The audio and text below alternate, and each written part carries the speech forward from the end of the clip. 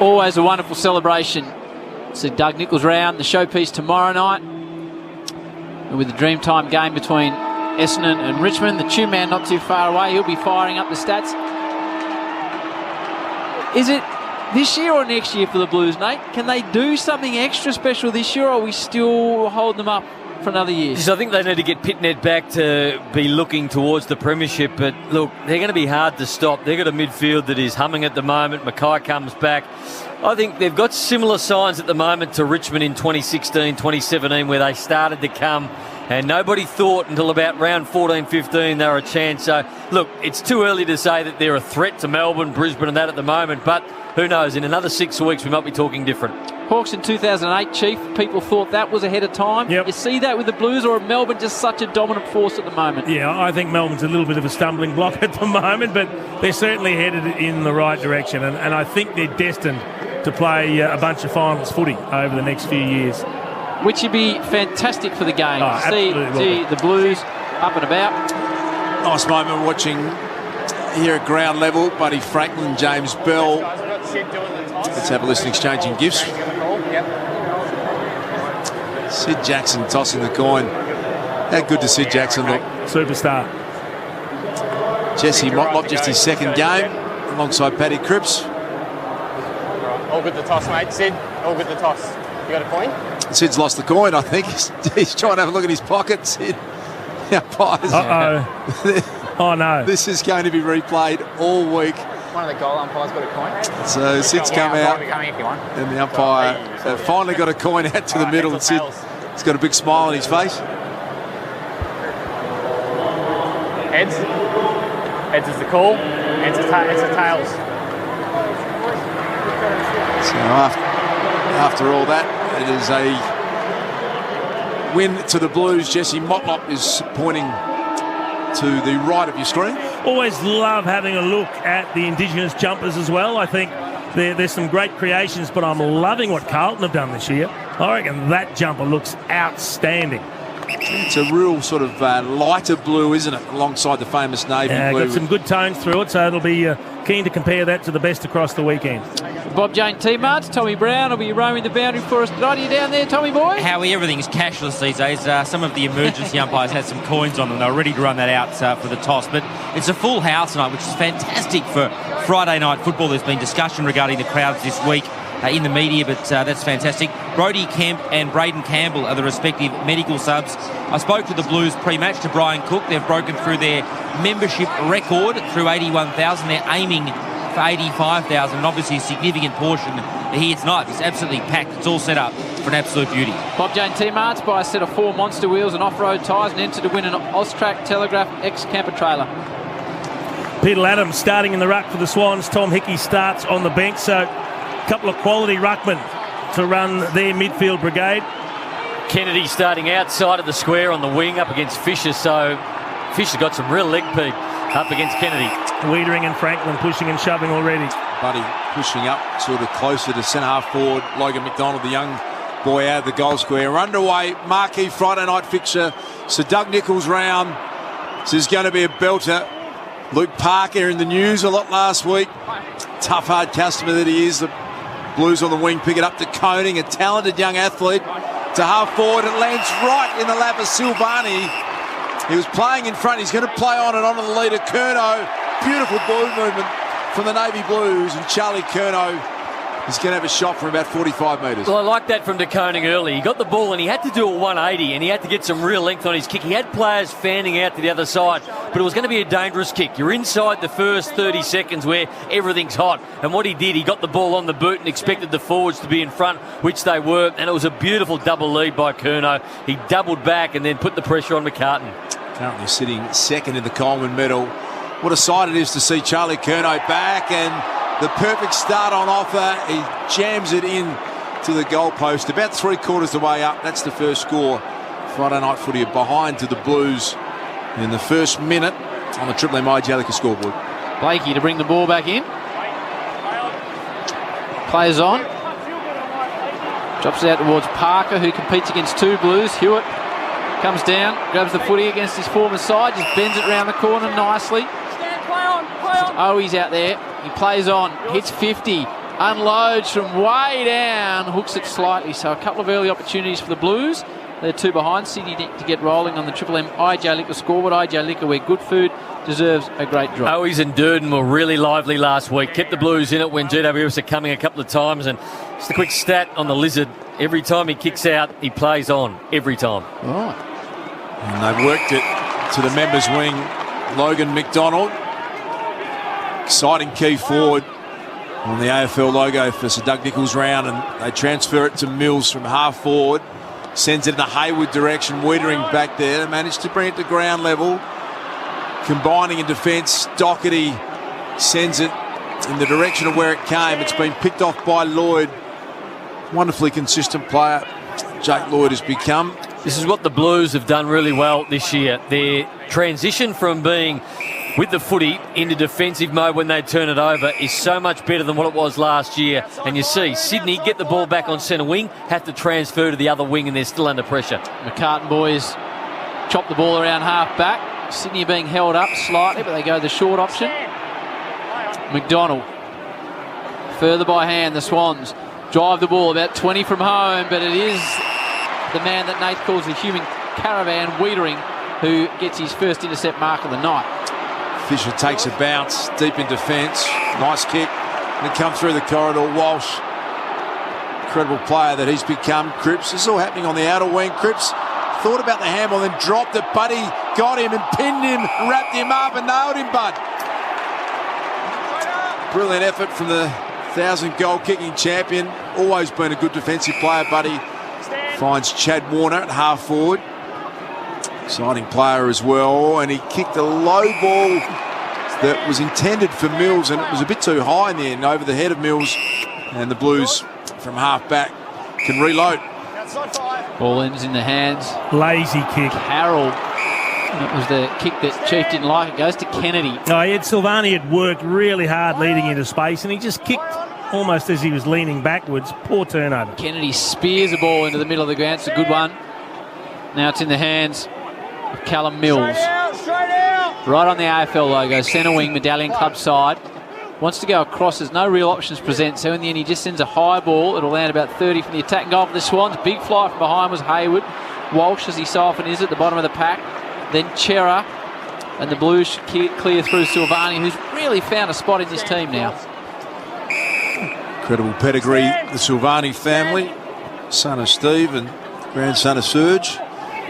Doherty now half-back for Carlton. I asked Michael Voss the question at the start of the game about their front and centre, and it was just a perfect front and centre early by Sam Walsh in the defensive 50. Paddy McCartan, intercept marking ability is proving to be a real asset for the Swans. Heaney has set Papley a task. Stocker out there, it favoured him. His low ball was an awkward one for Hewitt. He was immediately tackled. Walsh came in, found a footy that was really not his. Isaac Heaney picks it up, sends it to half forward. Franklin's come up to the wing, taking the mark. Beautiful field kick he is normally over the top to Wicks. So they've got McDonald back deep. They're streaming forward now. Warner wants a good-looking ball for him. Juggled mark. Had about 3 bites. Probably should have taken it in the end, and then out of frustration, the young midfielder Warner has given away a free kick. Fisher will take it in defence. Getting the runner out to young Carroll a couple of times. Chief, you mentioned the lazy kick, and then on that occasion had the ball on the outer back, half-back forward flank. Had players on, just needed to be a bit more cleaner and composed with the footy. Ball to centre wing to be won, and it's won clearly by Paddy McCartan. Beautiful ball inside 50. Parker came back with a flight. He'll have his shot from about 30 on a slight angle. Two-man, welcome to you on the Reds Eds. Yeah, good evening, Howie. Sydney have the second best win-loss record of any team at this very venue at Marvel. Oof. So he was going to snap it around the corner, Chief, but now he's going back for the traditional drop punt. It's about a 45-degree angle, 30 out. Been in the news, as Dar said, Lukey Parker, 29-year-old, 245 games, 185 goals. To a chorus of Blues booing him, and he just pops it straight through the middle for the opener. Sydney are 1 straight, the Blues are 2 behind. That's all in your Triple M IJ Liquor scoreboard. IJ Liquor, where good food deserves a great drop. Just so much talent that they can push forward into their attacking 50, the Sydney Swans. Franklin and Wiedering is going to be a pivotal battle, but there's so much happening around them when you can throw a Heaney forward. You've got a Papley, you've got a Park that can go forward. Logan McDonald, we know, is very good overhead, and he's going to draw the ball as well. So it's going to be a real big test for Carlton's back 6 or 7 as to how they handle the opportunities as they come their way. And Callum Mills, second-ranked midfielder in the AFL, averaging 27 disposals, 5 clearances and career-high tackles at 5 per game. He's already had a couple of touches already. Thank you, Two-Man. The Triple M Red Z lending stats. Red Z lending loans for the self-employed. With each other, fascinatingly Parker shape. Stevie J snap around the body. Then go back. And then change it up. Yeah, well, I mean, he had plenty of angle. It was a good conversion in the end. Mills on cue. The Two-Man highlighting how good a player that Callum Mills has become as a midfielder. Slapped forward. Carlton defence on mass are going to win the ball. Newman. Now Sard having to be clever, and he crafts that kick beautifully to Walsh. Outside 5. At half back, the Carlton gun midfielder's got it. Covers an enormous amount of ground. Sam Walsh back to Wiedering. They're trying to transfer it to the City wing side, and they have got a target out there in Owies. It was a bouncing kick. In the end, pretty well worked out. Owies was almost a kick to touch and went back and got it himself. If he meant it, it was brilliant. This is Motlop, the son of Daniel's, been infringed upon. It was a bit of an arm chop. And so his second game, Jesse Motlop's got the ball about 80 out from goal. Kicked a goal last week. Great to see his dad celebrating with a similar reaction in the crowd. So the Blues on the outer side. There's a high ball inside 50. Big pack of players. DeConing comes. Fishes at the back of the pack. We tried to pass it, which was a little bit too clever in the end. Falls down into the hands of O'Brien. That's smothered. And eventually the boundary line wins out. Well done by Rampy.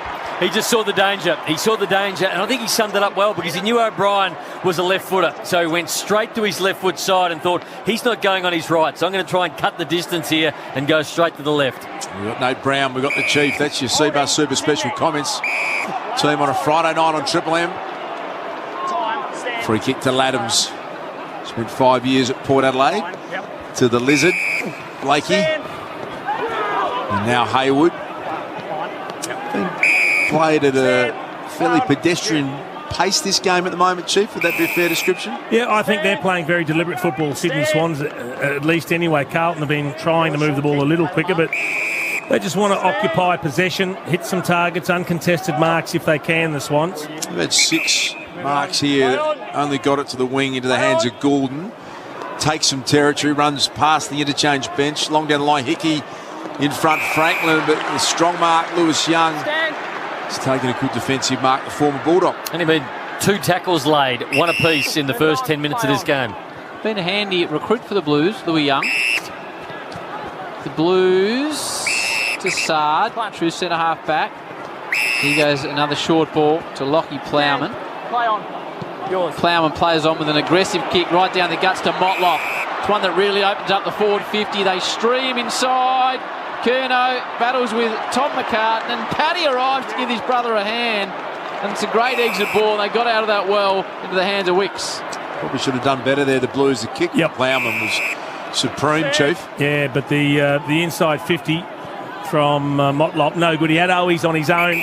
He just bombed it high. Suited Sydney. James Bell, ball in hand. City side wing, looking for Franklin. He's had a lot of footy stuck right on top of his head. Not where the big bud will want it. Carlton defence are well organised, as Nate Brown pointed out. They get set early. This is Young again. Out of defensive 50. Kick showed a little bit of it to Bell, but the mark taken that wide. Newman has got it. Might have his pills accidentally grabbed, I think, Howie. Nasty for Newman. Not a lot of fun, that. No. He just looks a touch ginger. Yours. Kicks it 50-metre ball down the line. Gets the back of the pack. Swans run onto it. Laddams. Tom McCartan. Lloyd. Now O'Riordan does a nice bit of step work to the young man McInerney, who's a fine footballer. What a ball that is to hit Wicks on the chest. Sam has it, kick and a half from home. Just tries to measure a ball. And on a lead with the arms out in front is Logan McDonald, who will line up for the Swans' second from about 40 on a 35-degree angle. 1 metre in front. Clear out, boys. Yep, go with him. What's he like in front of the big sticks, Logan McDonald? Chewy? 7 goals, 9 career set shots. Okay, the man from Applecross in WA, Aquinas College, and then Perth in the Waffle. 13 matches, 13 goals before tonight for Logan. Maybe a shaggy dog style customer. Leans back on it, kicks it absolutely perfectly, and all of a sudden the Swannies have got a little gap. 2 straight, Blues yet to get rolling, 2 behind, Triple M IJ Liquor scoreboard. The Swans up by 10. IJ Liquor, where good food deserves a great drop. Difference is just the method going inside 50, better composure at one end. And we saw a gilt-edged opportunity for the Blues, wasted.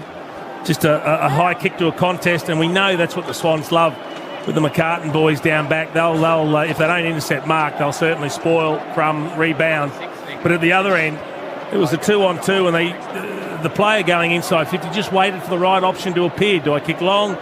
Although if I hang on to it and I get a good hit up, which I did from Logan McDonald, that's the one I'll hit. And it was just smart play. Nice start this from the Sydney Swans.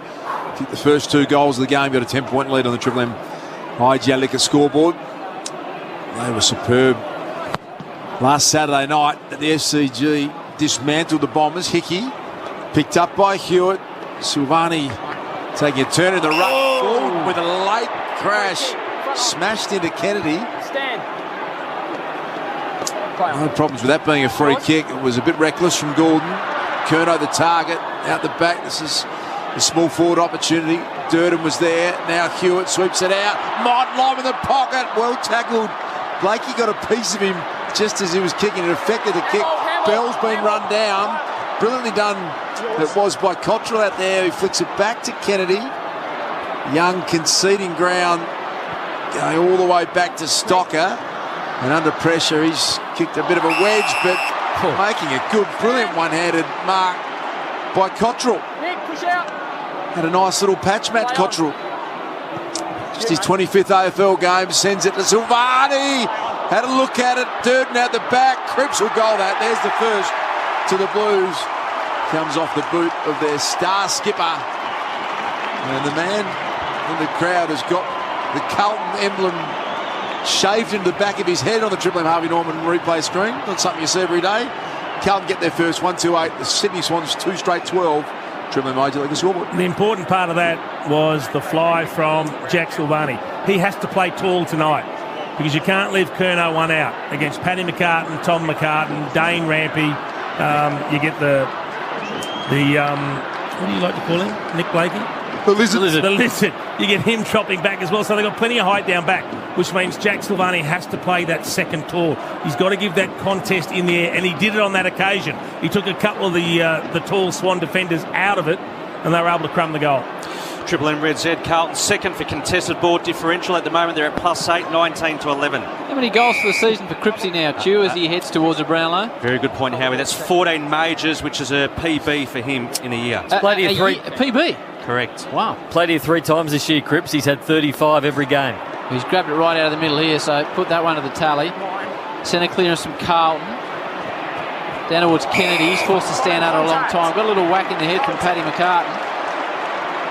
Kennedy looks a little bit sore. Wants to dish off the hand pass, but there's no option. So in the end, he kicks it right to the top of the goal square. Curnow gets underneath it. Motlop's out the back. Couldn't get a clear handball on it. A couple of Swans wait for each other to get it. One was Blakey, the other was Tom McCartan. The umpire separated them about 30 out from the Blues attack and goal. 12-8 the way at the Swans, 8 to go first term. Patrick, Tom. Took a little high one there, Jesse Motlop. Good to see. He shrugged it off without any ill effect. Parker's kick smothered, picked up by Fisher. This is happening inside forward 50 for the Blues. You heard the call, partially smothered, landed in the lap of a navy blue. And the goal's going to go to Doherty if he could bend it home. He's had it touched, I think. Hit the goal post, was it? So minor score to Carlton. 1-3-9, 2 straight 12. Sydney Swans, that's all on Triple M IJ Liquor scoreboard. And they get an opportunity. They're dangerous at ground level at the moment. Ranked first for ground ball gets this season, the Blues. Swans trying to go right through the middle with Wiedering, who's in the perfect position. Good defensive setup. But there's a free kick off the ball. Didn't see what it was for, but... Holding, yep. Okay, so it goes to Hayward. Right in the middle of Marvel Stadium. Wiedering allowing Franklin to get up outside 50. Wiedering drops back on his own. McDonald is the target. Wiedering nearly brought the ball to ground in the air. Somehow gets a hurried kick away. Sard by hand. Run down with a footy. It was Hewitt. And there's a free kick. And it's going to go the way of the Blues. So it's pretty clear that any time Buddy gets up around the 60-metre mark outside goal, Jacob Wiedering said, well, he's not dangerous. I'm allowing him to have a kick up there. I'm going to drop back and I'm going to help out third man in the air. It's a little brave call, isn't it, just to leave Buddy Franklin It is. wandering around. Cottrell had a pretty good start this game, true man. 6 touches. On the outer wing. Owies now. Clever kick. Kennedy is taking the mark in front of Hayward. It's the third time Kennedy's had to stand underneath the ball and wait for it. Good overlap run provided by Walsh. Wanted Silvani. Had a bit more dexterity than Paddy McCartan, and then he's had advantage paid to Motlop. Right foot snap from the pocket. Couldn't bend it home the second gamer. 1-4-10 Carlton, 2 straight 12. Sydney, Triple M Jellica scoreboard. Created some opportunities, not taking maximum benefit from them at the moment. A couple of posters, a snap there that you'd probably say, you know, a good small forward's going to kick 8 or 9 times out of 10. So need to be careful because Sydney have been efficient at the other end. I think he did the right thing by taking the advantage. Oh, agreed, though. agreed, absolutely. Chief and Brownie on the Triple M Seabus Supers. Seabus Super making hard work pay off. Play on. Parker tries to fashion a kick. O'Brien smothers it straight across the line. For a Friday night feed, score a small McChicken meal and cheeseburger for just $6 on the My Macca's app. Nice crowd in Chewy. Very good crowd, I reckon, over 40,000. Howie, record between these two sides at Marvel, just under 43. Okay. Good to see the crowds at the footy on a Friday night. Cripps doing the ruck work here. Gee whiz. He threw that straight up, the boundary umpire. Straight up. How do we feel about Cripps in the ruck? As Duck would say, a Ferrari play on the field? Well, at the moment, they don't have many options. They've got Pitnet, who's out, and De Koning's obviously having a break at the moment down on the boundary, so they need someone with some sort of size to go up, and there's no one bigger than him in there. He's 194 centimetres. No problem. And he's not running and jumping, Duke, where you're going to do a PCL or something like that. That was the point I was about to make. Just bodying, yeah, isn't it? boundary throwing, no problems there. You wouldn't want him to take too many centre bounces, Paddy Cripps. Wouldn't be ideal. Goulden earned a free kick. Defensive 50 comes to Parker. Stand. Last kick was smothered Luke Parker. Swans co-captain looking for Logan McDonald. Wiedering's been a big presence back there already in this game. Fists it back. Mills trying to get access to the footy. Taken away by Kennedy. Walsh got a clean possession to Stocker. Hewitt was tackled well by Parker. Working in a phone box at boundary line level were the Navy Blues. O'Brien couldn't keep it in. It'll be thrown in. Slightly attacking half of the wing for the Sydney Swans. And we've got a 1-4-10 scoreline. Carlton, 2 straight 12 Sydney. Triple M Jellica scoreboard. Hickey competes in the ruck against Kennedy. Chera tries to get it clear. Hickey gets his man. Centre wing. Kennedy again. Now the Blues with a bit of run through the middle. Stocker. He shanked it though. He kicked it straight to a Swan. And that's Ollie Florent with the short hair. Swans drive it inside 50. Franklin arrives, but it's McDonald. The future just drifting across the pack. Nate taking a good mark 45 out. Yeah, this is the problem for the Blues at the moment. They're doing well on Franklin, so Wiedering's doing a really good job. But McDonald, this is the second time in a row now he has had nobody on him. He's been able to double back and almost a third man in across the front. So you'd almost call that an uncontested mark, as it were, and he's causing some real issues. He's kick one has Logan McDonald. It's to open it up to a 3-goal to 10-point lead. And just hits it sweetly. Logan's got 2. The Swans have got 3 straight. The Blues are 1-4-10. And the visitors are up by 8 points. As we see the Sydney fans quite happy on the Triple M Harvey Norman replay. Thanks to Harvey Norman. Get your next phone your way. Best brands at the best prices. Come in store today and speak to our mobile experts. We figured out who's responsible for him yet, Chief. He's had Lewis Young at different stages when he starts in the goal square at least. But we do know now too with zone defences that at times forwards can run into space and have a run and jump. And that's giving him exactly what he wants because he is a good athlete. But again, Blues shot themselves in the foot. Liam Stocker running through the middle of the ground on the left foot. He kicks it short and turns it over. If you're going to make that mistake, make it long. Don't turn it over in the centre square because you're going to get burned on the rebound. Great sign from Logan McDonald, wasn't it? Understanding Franklin's around, he just went after the footy without a care in the world. Good courage too. Back with a flight and took the mark. recall bounce. We've got a little bit of drama there, I think, with Jesse Motlop. We'll get to Tommy Brown quickly. Tommy, Bob Jane teammates. Looks like he's just gone out of the room for assessment, Darcy. I'll give you an update shortly. Okay, let's hope the second game is going to be okay. Centre bounce clearance going to be won by the Swans. Ollie Florent, Papley, a little too tall for the little man. It was picked up by Earl Goulden to half forward. Joey Kennedy sets himself, fisted away. How clever Sam Walsh. Just doesn't fumble ever. He got it back to Walsh. Hard running effort from him. That's his trademark. Curnow, if he can pick it up, there's a goal on offer. He cleverly slapped it to Dryden and Durden, I should say Corey Durden. Touch, Duke, touched. It was a goal. I had my head down, about to mark it in the book, Browning. Well, the lizard adamant. As soon as it went over his head, he said it was touched. Got a tongue on it. He might have got a tongue on it. He did. He got a tongue out of it. So it's been called a goal. It's been waved on, but we know that they are routinely... Well, let's hope so, Snorkel. Snorkel's arc is going to be put to the test right now. We've got a very upset lizard down there at the moment. Not happy at all, Howie. No. Know the process? Yeah. He's saying you know the process, so they will be reviewed. Well, everyone's gone back to position, though. So if you were that confident, wouldn't you be telling your mates to set up for the touch? Doing a score review now. It's touch, definitely touch. He's got a little fingernail on it. The lizard's going off out there. Yeah, score review. Honest man, the lizard. And he says, I told you so. Score review. It's another bad miss by Carlton, Another score as we go down there. They've now got 1 goal 5, and they should have probably, Get him to do it. at least 3 goals, if not 4, on the board. It's quarter behind. Seeing some vision of Motlop. Looks okay in the room. So Again, as good as Sam Walsh was in that passage of play, and he was really good, the last kick in should have hit a target. He had 3 options going back, and he put it at the feet of Charlie Curnow, and Curnow had to slap it out. It was just a little bit under pressure at the end, and it should have been a bit easier than what it was. So 18-11 the way of the Swans. David Roden signalling the behind. He's not skipping the gym too much, David Roden. Incredible physique down there. He's doing Dancing with the Stars, Harry. You've got to be fit for that. He's got some big muscles on him. Heaney goes across the face. Owies, it'll hang and takes a good mark. The 244s, Owies and Lloyd. Owies wins it. Chera, the Freo recruit, tries to just squeeze a ball inside 50. Charlie comes out hard. Cottrell, who's been one of the Blues' best. It's an error in handball, only goes as far as Warner. He goes underground. Now Florent. Piercing kick to Papley. Haven't really seen much of him. Sard grabs him. What a contest that'll be. Up by City side wing. Doherty back to Stocker. Stocker wants to go back in that direction. The Blues are taking their time. Chera will give them a bit of space with a looping handball.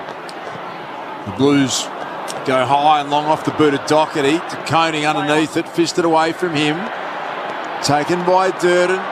Spun around the lizard Blakey, and the beautiful kick to Curnow. 55 out. Charlie gets moving straight away. Sees an open goal square. What about that, Charlie? Incredible 55-metre bomb. He just looked and he delivered.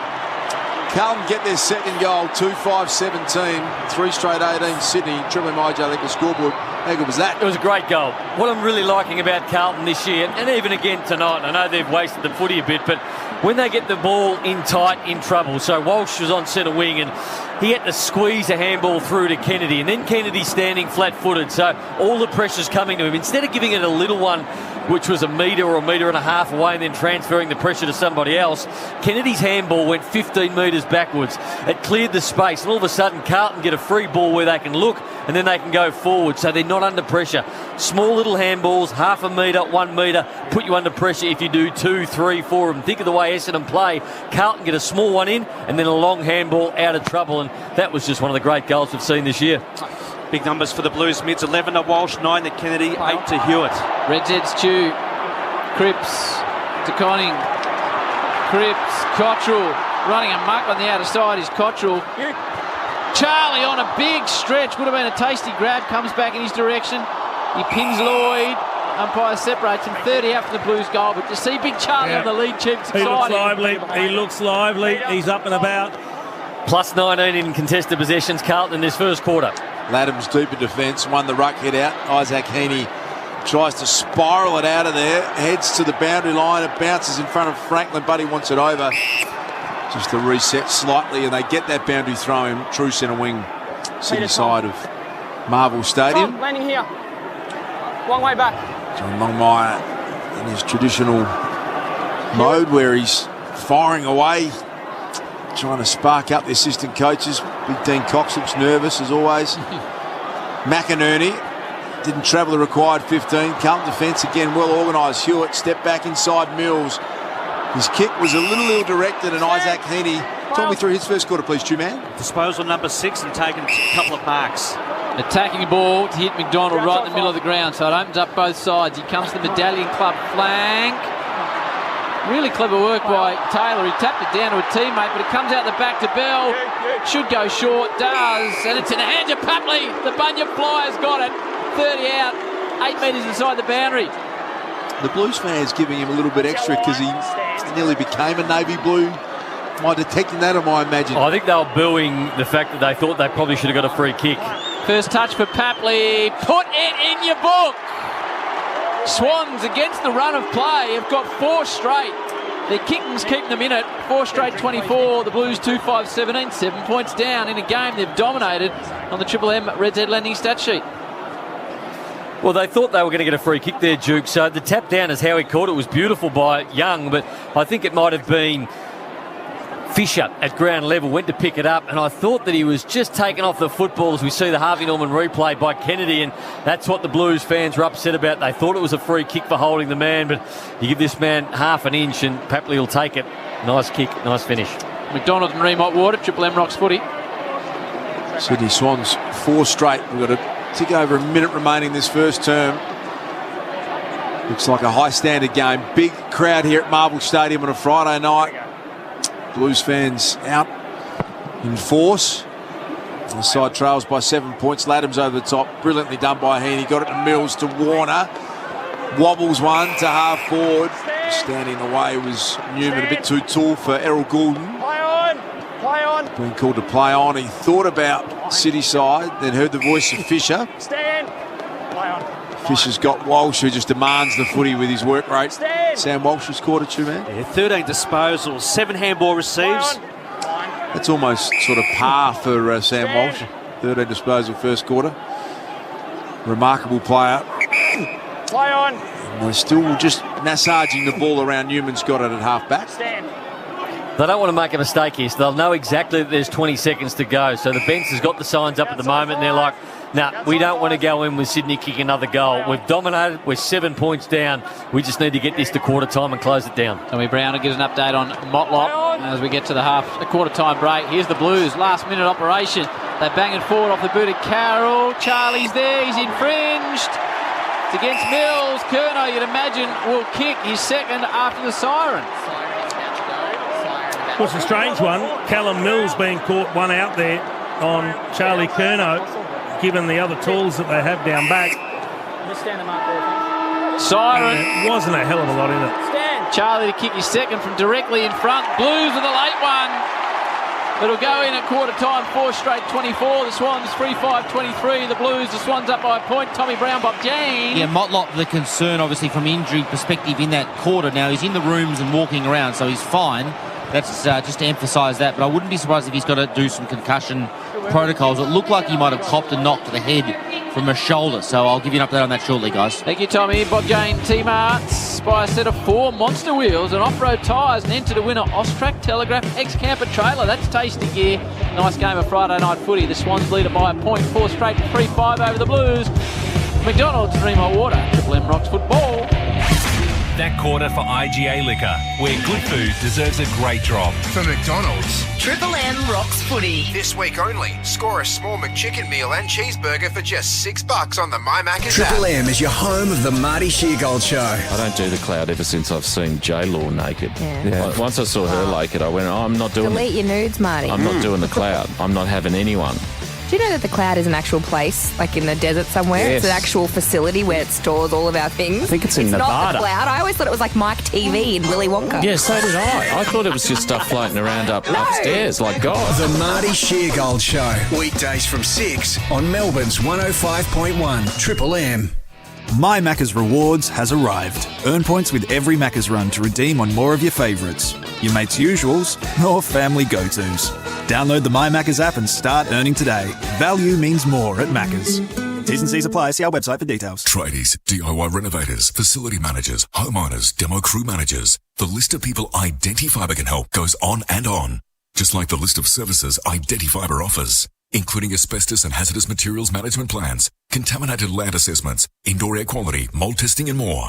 Identifiber are the industry-leading experts with over 30 years' experience in hazardous material services, occupational hygiene and risk management. Identifiber, 67 Atherton Road, Oakley, and identifiber.com.au. Never miss a moment with KO Sports.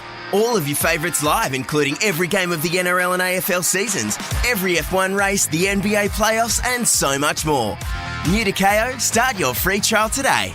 For 4 days only, AusSki, Australia's leading supplier of ski and snowboard gear, will be reducing prices. Save hundreds of dollars on Rosignol, Vocal, K2, Solomon and Dynastar. Quality snow clothing with Phoenix, Spider, Carbon and Cuse. Burton Snowboards, DC, Analog and Roxy up to 60% off. Hundreds of jackets and pants and 20 to 60% off Australia's largest range of children's ski gear. Over 9,000 items and 90 brands in-store and online. Sale on now. AusSki, 9 Hardware Lane, Melbourne or ausski.com.au. Haven't caught the Hamish and Andy podcast lately? Here's just some of what you've been missing. One of the downsides of having a dog is that it seems like a big sign on my head saying, please come and tell me everything about your dog. And you wouldn't do it for any other product. I don't see someone walking with a printer and go, ooh.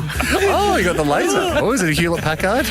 It's a Hewlett-Epson. It's a mongrel. The Hamish and Andy podcast, brought to you by BPay. They're in your corner. Download the Listener app and listen for free.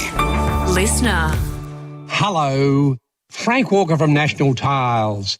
Tradies, at National Tiles we know how extra valuable your time is in this current building boom, so we've streamlined how quickly we can serve you.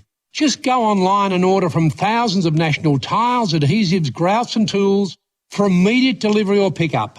No waiting, no delays. Yes, at National Tiles our tradies are our VIPs, where we consistently strive to save you time and money every day of the year. Tools, tools, tools! City Tools Makita Roadshow on now! Score up to 20%! Save on combo kits, drop saws, garden tools, dust extractors! Spend $300 on Makita hand tools and score a free tool trolley bag! Makita 18-volt 2-piece kit, $7.29! Plus a free grinder and $100 Makita dollars! Makita 18-volt 7-piece kit, $15.99! Plus $300 Makita dollars! Sydney Tools, best prices guarantee. Shop in store online, sydneytools.com.au.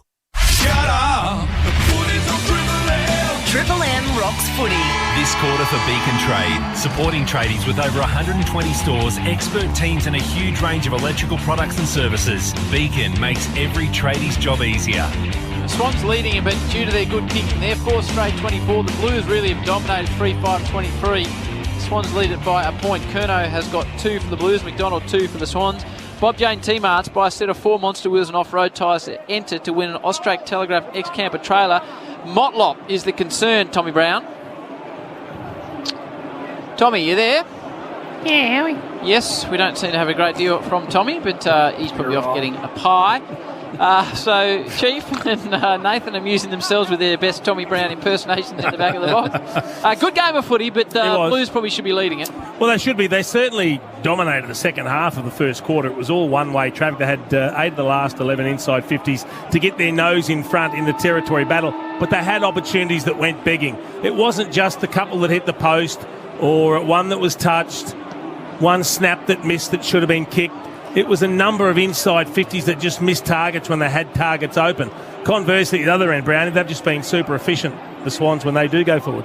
They certainly have, and McDonald kicked the couple. He was very good. So Wiedering taking Franklin, we spoke about it in the call. So when Franklin gets outside 50 or probably 60 metres out, Wiedering just stops, gets back inside 50 and lends a hand to his other aerialist down there trying to bring the ball to ground. And Carlton very good at the moment at ground balls. They're the best ground ball get side in the competition. They showed that in the first quarter, but as the Chief said, they're a bit wayward. So 8 scoring shots to 4. The Blues should be further in. Oh, they're not even in front. They should be well in front. What's the inside 50s, Chew, and a few numbers, please, Red Z? 13-12, but the last 10 minutes, Carlton 60% time in the forward half. Walsh 13, Hewitt 10, Blues plus 19 in contested ball. Is Walsh in his second season? Third, the Ocean Grove Flyer. What a player he is. 30 Brownlow votes last year, Sam Walsh. It's extraordinary to not win it. Been an amazing player, hasn't he, from the very first day. Just missed the one game. One of the elite players in our game. Hewitt wins the first clearance. O'Brien and Joey Kennedy on the wing. Kennedy won it, handed it off to Lloyd. He bends it around the corner. Hayward couldn't keep it in. So it'll be thrown in right in front of Tommy Brown, Triple M commentary box on this Medallion Club wing side. Good solid crowd in at Marvel Stadium on a Friday night. The Blues are up and about, loving their team's success. They trail by a point here, 24-23. De Koning, Kennedy immediately tackled by three Swans, and then Warner just reefed it out of his hands, kicked it around the corner, but Sard, as he so often does, gets back and takes the mark. Sard, little squeezed ball to Walsh. Absolutely my fault, definitely in his third season, playing game number 70, the man from St Joey's. The pride of Ocean Grove sends one down towards the wing. Tommy Brown, are you back with us yet or not? Just sort of wanders off, Tommy. I don't know what he gets up to, but he's just... Might be having a look at Damo's Instagram account. Yeah, I don't know what he's doing. He just sort of wanders around and takes the headset off and comes back when he pleases. AFL logo centre wing, gets out the back of the two ruckmen now. De Koning on the bounce, gets a tap. And then there'll be a free kick. And it's going the way of that man, Walsh. Just wins the footy with ease, Sam Walsh. Every time he's around it, ends up in his lap. Curnow from behind, Tom McCartan in front. Curnow did well to make sure it came to ground. Picked up, Burden, brilliantly done. Bouncing, bending. It was Eddie Betts at his best in the 19 jumper. And a superb goal. Corey Durden has got his first, and that gives the Blues the lead for the first time in this match. That is all the Triple M Beacon Trade scoreboard. Solid goal. Oh, they've restructured their forward 50, haven't they? They've got some small forwards with bite, with Durden, with Owies, with Fisher. And that goal there from Durden, that's making something out of nothing. I thought it was a good contest from Charlie Curnow. He did what he had to do, out of position. He didn't try and mark the ball, he brought it to ground. That kept it alive, and then you allow the little blokes to go to work. And Durden making something of nothing on the Harvey Norman replay screen. You see the spoil first up from Curnow. Ball just goes forward and off a step, a little gap, end over end. That is a brilliant finish. Ash spoke about the inside 50s and the ground ball gets before the game and how good Carlton were. What are the numbers? Yeah, Carlton only +2 for inside 50s, but 7 zip for ground ball inside the attacking 50, the Blues way. Ball stuck in the middle of Marvel Stadium. Umpires separate them, going nowhere. Durden, he's only a littleish chap, 173 centimetres. He does have Nathan Brown-style impressive calves. He got big calves. Played very well last week. Big Rising calves. Star nomination last week. I thought him and Owies were particularly good at ground level. Warner hustles the ball forward. The Blues come back the other way through Sard. Really clean pickup. Little chip and run to Kennedy, and then he said, no, I don't want it back because I got someone on my hammer. Kennedy thought his way through it. There's two Blues on the outer side. They raffle it, and Fisher. He's got rid of the long locks. City side wing. Boy. Oh, it's a risky ball. Works out to Kennedy. I don't think that's where it's meant to go, Chief. No, he was looking for him, but it was a risky kick. It was a great one in the end. Plays on. Owies from behind. Does not need to rove anything because Charlie Curnow said this will not hit the deck. The big man from Geelong College takes a strong grab and he'll line up for his third. Slight angle, 15 out, and he's proving a handful for Tom McCartan, as predicted pre-game to us. He is, and I like this. He's kicking it straight on. He normally a snap from this distance, but Charlie Curnow on the quarter-time siren had to kick one straight, and I think he got his confidence from that. Charlie has kicked him big. A lot of goals already this season. He just popped it through. Charlie's off the chain. He's got 3. He's pumped. He's jumping around. He's high-fiving teammates. He's pointing to the crowd. 3 in the book, and the Blues have kicked the first 2 of the second term, and they lead at 35-24. And the Coleman now, Hawkins 31, Curnow 30 on the Triple M Beacon Trade scoreboard. Isn't it Lynch 31? Oh, sorry, my mistake. Come on, 31, yes. Sorry, Chief. Get your heads right, will you? That's the first mistake Chew's made in 21 years, Chew. No, it's not. We all groaned with the Fisher kick back into the corridor. He was looking for Matty Kennedy. He was surrounded by 4 Sydney players, and it was a 50-metre kick. It had to be perfect, and it just got there before Laddams was able to get in and spoil. And then that's a brute on brute. a forward outmarking a key defender. Great body work. Someone said pre-game Charlie Curnow could be a handful, one to watch. And the Carlton brothers, he's kicked 3 already. Now some run provided. Doherty's been impressive. Puts it in front of Owies, the one-hander, and then a little bit of a shimmy to get around Paddy McCartan. Got some real momentum all of a sudden, the Blues. This is Jack Carroll. High ball falling over. Low De Koning got up, gave a good contest. Parker wants it out of the defensive zone, won it cleanly. McDonald gave a good contest. Wicks just didn't really have a sense of what was around him, and O'Brien wrapped him up in a good tackle. They need to hang on here, the Swans, or all of a sudden the 11-point margin could be 25 in the blink of an eye, if not more. Blues have kicked the 2 in the first 3 minutes of the second. Kicked the last 3 goals of the match. O'Brien with a low slider. Gets out the back through Cripps. Kennedy shrugs it away, a tackle from Parker, who goes with the football. He's legged. Umpire lets them go now. The whistle comes. Incorrect disposal. Yeah, I reckon he got tackled to the ground with one hand, and when that hand hit the ground with the ball, the umpires deemed that to be a throw or incorrect disposal. It's a free kick to Kennedy. The ball did land in the hands of Charlie, but the mark not paid. Harvey Norman replay. Thanks to Harvey Norman. Get your next phone your way. Best brands at the best prices. Come in store today and speak to our mobile experts. Great decision from the umpire. Further afield, had a better view. Incorrect disposal. Drop punt for Kennedy. 35 out. 9 metres inside the boundary, so a reasonably tight angle. And nails it! Big confident of the crowd. The Blues have got the 3 to get things underway in the second term.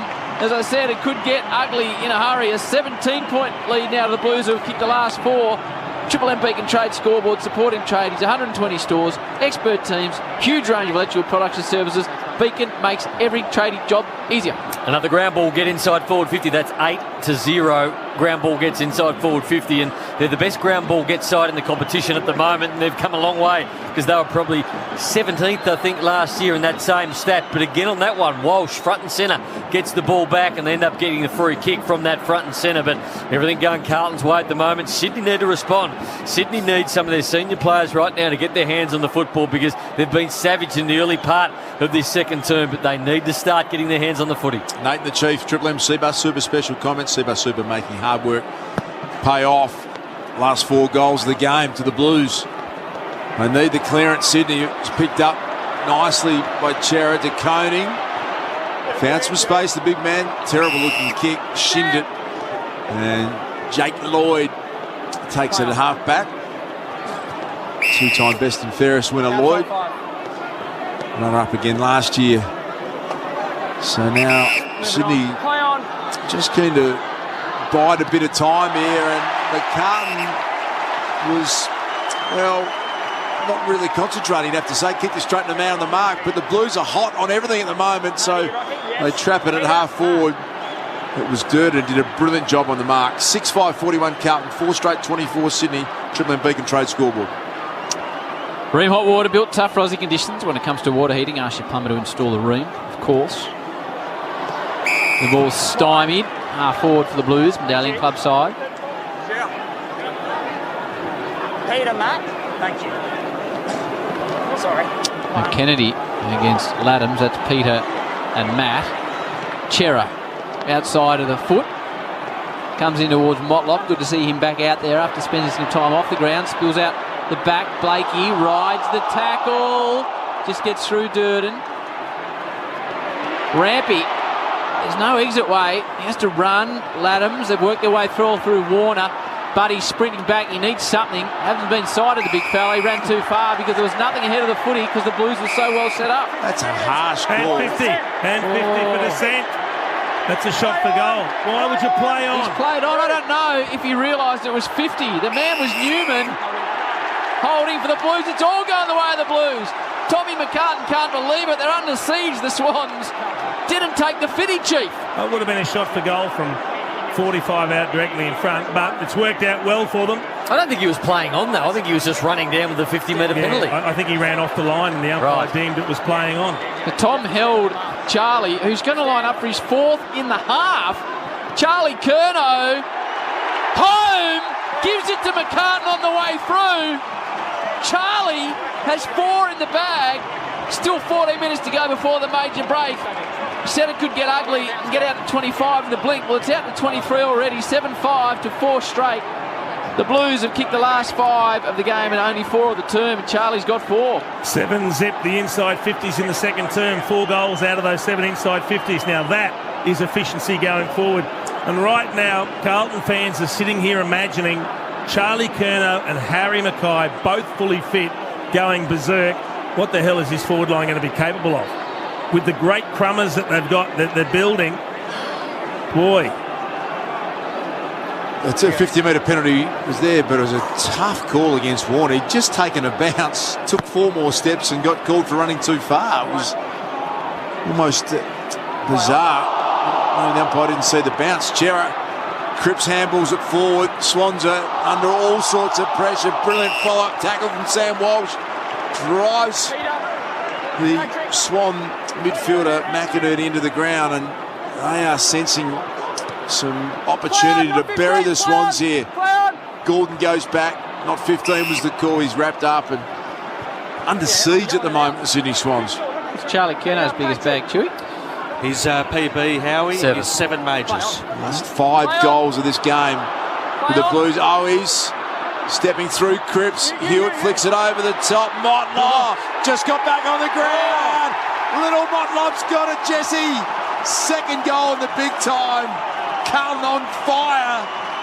They've kicked the last 6 goals of the game, and they've blown this one wide apart. 8-5, 53 to 4 straight 24. Triple M Beacon Trade scoreboard. Gee, we're just starting to see something build at the moment. There were some questions asked to us before the game whether we thought Carlton this year could challenge Melbourne, could challenge Brisbane, and you're watching them play against one of the really good outfits in Sydney at the moment, and they are ravenous around the football. Every time there's a loose ball, Carlton are on it. Every time Sydney pick up that loose ball, they're tackled to the ground, and then Carlton pick up the supplementary ball after that, and then from there, their hands are sharp out of the pack, and they move the ball quickly, and at the moment, Sydney have got no answer. Carlton plus 27 in contested ball. But look at their pressure. At quarter time was 140. This quarter 277. Sydney at 171. 277 to it's off the charts. Spot on, Howie. A little check side from Motlop. Now Cripps just runs away, takes a bounce with arrogance. He bangs it inside 50 again. The Blues are on the charge. Punched away from McCartan. Heaney hasn't been sighted, Chewy. No, not in this quarter. 6 touches for the game. Sends the ball to the outer side. Sets a task for Logan McDonald, who has been good with his 2 goals, but he's run down from behind. The Blues are hot. Man, run me through that pressure rating one more time, please, with a bit of context. Yeah, so 277 for the Blues in this quarter. The AFL average is 180. I've never heard of 277. Nah, neither have I. And it reflects in the way this game's being played. Every time a Swan is near the ball, they get pressured out of it. They should just make the pressure rating out of 100. Let's be honest. If you get the 90, 91, 92, you know you're going really well. Yeah. If you're going 70, you're going okay. If you're going 40, you're going pretty ordinary. Edward De Bono in the back there. A bit of lateral thinking from Nate. A chance here. McDonald's got a couple. He's got 3 now, Logan McDonald. He's holding up his end of the bargain. It's just his 14th AFL game. That's right against the flow of play. Sydney needed it desperately. Logan McDonald gets his 3rd. What's his career high, P2, man? Yeah, Logan McDonald equal PB with 3. Margin 23 points in favour of the Blues. Triple M Beacon Trade scoreboard. Well, the one thing John Longmire will be probably saying to his team at half-time, if they're still 4 or 5 goals down, this is a Carlton team who's given up some leads this year. They've jumped out of the blocks on multiple occasions and played brilliant footy, breathtaking footy like we are seeing right here, but the Hawthorn game springs to mind. They were 27 points up in the blink of an eye against the Giants last week. The Giants came back and it was level towards 3/4 time. So they have played good in patches, and then they've gone to sleep a little bit of time as the Blues. Their best quarter's definitely been their first quarter, so the Swans will be aware if they chip away at it, they're still in this game. McDonald's and Ream Hotwater, Triple M Rocks football. The Swans by a point at quarter time, then the Blues nailed 5 to open the term. Free kick to Walshy. Gives it to Sard. They are pouring forward of the ball here, the Blues. Cripps again. Just runs around Mills. Then from 50, drops it to the square. Silvani's outnumbered. Comes to ground. Florent. It bounces towards the line. Hayward traps it, keeps it in. And is dumped straight out on the full. by the Swans. Sydney, Carlton's domination at the moment. Sydney took 31 uncontested marks in the first quarter. We are 15 minutes into this quarter. They've only taken 2 in the second quarter. It was off the boot of Goulden. So the job to bring it inside 50 now will be Lockie Plowman. Big pack of players inside 50, so he just drops it towards the pocket. Big boys come. Silvani competes in the air. Out the back, Owies gets the snap. It'll land in the square. Big fly. Falls to Motlop. Goes over the top of his shoulder. Motlop. Surely not. It would have been one of the goals, Chief. He missed it. Oh, it's party trick time, though. 24-point lead to the Blues. It would have been spectacular, but he had a tick longer than he actually thought. Here's a signal for the kick out from the Lizard. And it's some sort of set play. He sort of held it aloft. Long down the middle. A bit like the Lion King, Chief. And straight down the middle looking for Buddy. It's going to come back with interest. Kennedy, awkward one. Here go the small forwards. They're dangerous. Motlop again. Had another look at it. Had some chances. Yeah, he could have 4. He's got 1-3. He could have 4. Jesse Motlop picked 27 in last year's draft. Father Daniel played 130 games for North Melbourne and Port Adelaide. He looks lively. 8-7-55, 5 straight 30. That's the Sydney Swans' 25-point lead at the Blues. So they're getting routed out of the middle at the moment. Every stoppage we see, Carlton are dominating. So if I'm John Longmire, I'm saying to my players, and he started young players like Warner, Heaney's had some time in there, Papley's had some time in there. You've got lots of players rolling through the middle of that ground. Mills has been a mainstay in there. Where am I on ballers? Why aren't we getting first hands on the football? That'd be a question I'm asking. 2 games in, Motlop is quickly heading towards a bums-on-seat style footballer. He's exciting. The Blues turn it over again from the Blakey kick-out. Cottrell, there's 4 Swans. And somehow Owies brings it to ground. Not sure what Tommy McCartan thought he was doing there. It was just punched out of his hand. Literally 4-1, and the one was a little chap. You know, the Dukes mozzed them before the game, saying they're under the pump. He did. Hasn't dropped the mark all year. Nope. The Duke just put a spell on him. Mills, hurried kick.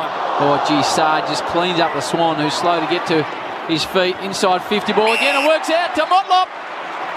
He looks like he wants to pass him. Now he quickly points at goal. Get out of his way. No, he hand passes, which is a good team thing, but probably not what we wanted to see from up here. It'll land in the square. DeConey. Oh, Charlie's out the back. Charlie Curnow has 5, Chief, and there's still 10:51 before the major break. He could kick 10. That is superb to see a power forward in full flight. But John Longmire would be going feral in the Sydney coach's box. That is an on the Sydney bench. It's an un-Sydney-like goal. To allow a crumb over the back and to not have the deepest player, the defensive sweeper, that just doesn't happen from a Sydney perspective. So that is a massive, massive fault from their organisation down back. And to leave someone like Charlie Curnow sitting over the back on his own, exceptionally ordinary defending. The man's got a handful of goals. You've got to stick with him. 5 goals, Charlie Curnow, and you think of what he's been through. Some fear that knee injury was so severe we may not see him at his best. And whereas in the Coleman medal race, Chu, Charlie Curnow. So he's got 32 majors. He's 1 in front of Tom Lynch with 31. Cherry got well tackled by Warner. Fantastic to see. Warner's going to take on Chera, and then Motlop came, blindsided him. Joey Kennedy to save the day. Flicks a little handball out to Errol Goulden on his preferred left side. The pressure is immense. Chu told us it was off the Richter scale. And Logan McDonald, who's got 3 goals of his own, the young Sydney forward, has got a free kick on the 50-metre arc. Might be too far out. He opens up the angle a little bit and then spears it to Franklin, who we haven't seen at all. Wettering's completely blanketed him. Hickey trying to find a way through. He's well tackled. Buddy Franklin's numbers, Truman. Yeah, just the 2 touches. And Das, with that pressure, we're almost 20 minutes in the second quarter, still at 260 the Blues. Hickey. Buddy applies a tackle. And he's just getting a bit unsettled, the big bud, because he gave away a free kick. I reckon Chad Warner's had a really good start to his career. I don't think he's felt pressure the way he's felt it tonight. He's got a fair bit of the footy, Chad Warner, but I feel like every time he has got it, Carlton have been all over him and he's been under pressure. Walsh got the free kick. He squared it across to Sard, who went that little Gaelic kick. And it worked out well, just the required distance to Doherty. not the required distance. They just whacked. Oh, no, they could make a horrible mess of this. Just didn't work out at all. It was off Louis Young, and in the end it'll end up in the hands of Hayward. Chief, describe what happened there. Well, Lewis Young took the mark and it was called not 15, and the bottom line is he panicked and he tried to kick it back to where it had come from, back to Doherty. He just shanked a little chip kick straight to the opposition, and this is how you cough up a goal. It's an extraordinary turnover. Against the run of play, Hayward. But the pressure wasn't that intense that it should have induced panic. Still 9 minutes to go in the term. It's a 31-point lead to the Blues, approaching the half-time term I'm talking about. Hayward just pops in, knocks the goal through, so the Swans get their second for the term, but the Blues haven't kicked 6. It was the Swans by a point at quarter time. It's now a 25-point margin the way of the Blue Baggers. That is all on your Triple M Beacon Trade scoreboard, supporting tradies with over 120 stores, expert teams and a huge range of electrical products and services. Beacon Trade, well, it makes every tradie's job easier. It's a great result for Sydney to be only 25 points down when it's 16 scoring shots to 6. So 10 extra scoring shots. I mean, even if it's just 6 goals for, which isn't great conversion, that's 40 points. And they're only down 25. Game over if it is, Chief. Correct. But they're right in it. Calm down, Jesse. That's a good point you make, Cheese, from the Triple M Seabus Super Special comments. And I'm sure John Longmire, who's coaching at ground level, will point that out if they can rectify a few things. We know that they're in good touch. They've moved Rampy onto Charlie Curnow now, taking Darcy's man McCartan off him. High ball inside forward 50. Carlton free kick. Going to go the way of Jack Carroll.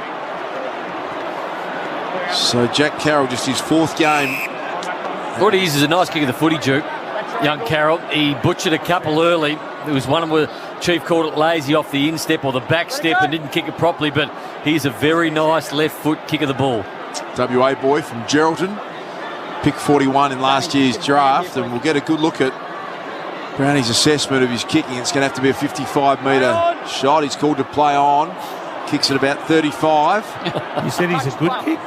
Yeah, he just leaned back on it. Taken by Heaney, last line of defence. Over the top, Saad, brilliantly done from the little man. They are dominating this game. The only surprise is that the Swans have kicked 2 goals for the turn. I haven't seen Adam Saad fly for that many marks. He's got his confidence way up. He just runs around the man on the mark. That man was Wicks, goes inside, hits De Koning. Everything they touch at the moment turns to gold. The Blues and their supporters are in heaven at the moment. They've waited a long time to get some excitement, and they are beside themselves now. So De Koning from across the boundary line on the City side. A difficult shot for goal for Tommy, the man from Mount Martha. 2 goals this season. Oh, he hasn't, has he? Tom De Koning with the tongue out. The Blues can do no wrong. They have now kicked 7 for the term, and the margin goes back out to 31 points. And when Tommy De Koning is banging those home, Chief, you know your team's going nicely. I just looked at Brownie and thought, surely not, and he threads the needle. Ash, what are the contested footy numbers telling us, particularly around the contest and the clearance numbers, because it feels like Carlton are just smashing Sydney in every major stat area at the moment. Yeah, spot on, Brownie. The contested ball, they're at plus 32, the Blues. And you look at the clearances, in particular in this quarter, they're 11-5, but they're dominating out of the middle 6-1. As you know, they're number 1 for centre clearance differential in the AFL. Slotting player Tom De Koning, 203 centimetre, 101 kilo. Just his 31st game. Nice athlete. If you can slot him like that, he's going to be a serious player. Just a 666 warning against Sydney. We'll throw it up. Let's get to Tommy Brown by James T-Marts. Yeah, just briefly, interesting watching Paddy McCartan take his blood sugar dose on the bench. He does it a couple of times. The idea there, he gets the reading the first time. The second time will give him the trend. So might be okay the first time. Then he knows if it's falling or going up too quickly. Something Tommy Brown knows a lot about as well as a diabetic. Some good insight there from Tommy. Thanks to Bob Jane T-Marts. Carlton half-back Wiedering has been rock solid back there. All his teammates have come along for the ride. They have put together a super first half. 10-7-67 scoreline. Still got 7 minutes remaining in this first half. Mott can't keep it in. It'll be thrown in half forward in the City side wing here at Marvel Stadium. 67-36. 31-point lead to the famous Navy Blues. Tommy, brought to us by Bob Jane. You can buy a set of 4 monster wheels, off-road tyres, and enter to win at Austrac Telegraph, the ex-camper trailer. Good prize that, thanks to Bob Jane teammates. Cripps has run down from behind. He'll get a free kick. Didn't have possession of the football. Now, Paddy, what's he up to, Chew? He's kicked a goal. Patrick Cripps, Triple M Red Z, 11 touches.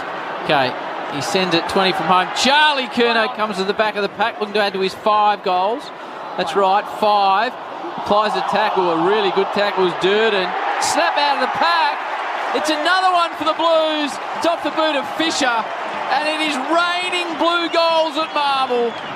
They've kicked 8 goals for the term and turned a 1-point quarter-time deficit into a 37-point lead with still 6 on the clock before the major break. I was worried about Sydney's capacity to take intercept marks, Brownie, but it hasn't eventuated.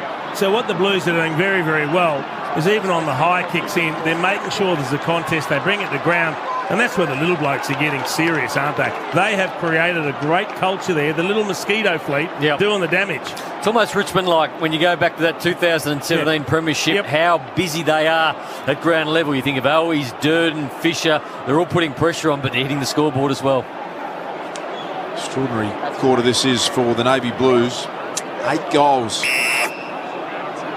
Just a 6-6-6 warning against Carlton. Throwing it up. Jack Silvani taking some time to get in to take the centre bounce. Laddams jumps over the top, but Jack goes to work at ground level. Luke Parker can't get it out. Quickly thrown up. Warner, as Nate Brown pointed out, he's won a fair bit of the footy, but would never experience pressure quite like this. Gordon, really well done. Stepped through some heavy traffic, then floats it to the goal square. McDonald and Lewis Young. McDonald did a pretty good job to make sure that was off hands and out of bounds, so they'll reset the Sydney Swans. What's Warner's efficiency, Ash? Triple M Red Z by foot, 17%. 73 plays 36. Two-man with the Red Zeds. A dominant performance this for the Blues. Heaney bustling and burrowing, bullocking his way, but can't get through. Gonna ping him. He is, Nate. So it goes the way of Stocker. Heaney gets up rather slowly and almost a touch disconsolately. Not easy to say that. I think I got it right anyway. Wiedering. How do you say it, Nate? No, just not easy to say. You'll be right back. Okay. No real confidence with anyone else in the box to go with. We'll back that away. Were you trying to say disconsolately? Yeah, I was trying to, Chief. I won't be pulling that one out on the TV after that. Laddams. High ball. Here comes McDonald. He's kicked 3. Run down from behind with the footy was Goulden. The umpire will separate him on the attack. 50 to the Swans. World-class Scrabble player, the Chief. He's a very intelligent man. You don't want to take on the Chief in that form. Bell fighting hard for it, fighting hard O'Brien as well, inside forward 50s for the Sydney Swans. 6 straight 36 Sydney, 11-7, 73 Carlton. 5 minutes remaining in this first half. Warner, he had the right intention to Kennedy, but couldn't complete the mark. Goulden, little don't argue on Sard. Goulden snaps it back, brilliantly done. Hickey dropped a gimme mark. Picked up a free kick though. Gone the way of Wiedering, Chief. I got an issue with that because he had the ball and just let it go.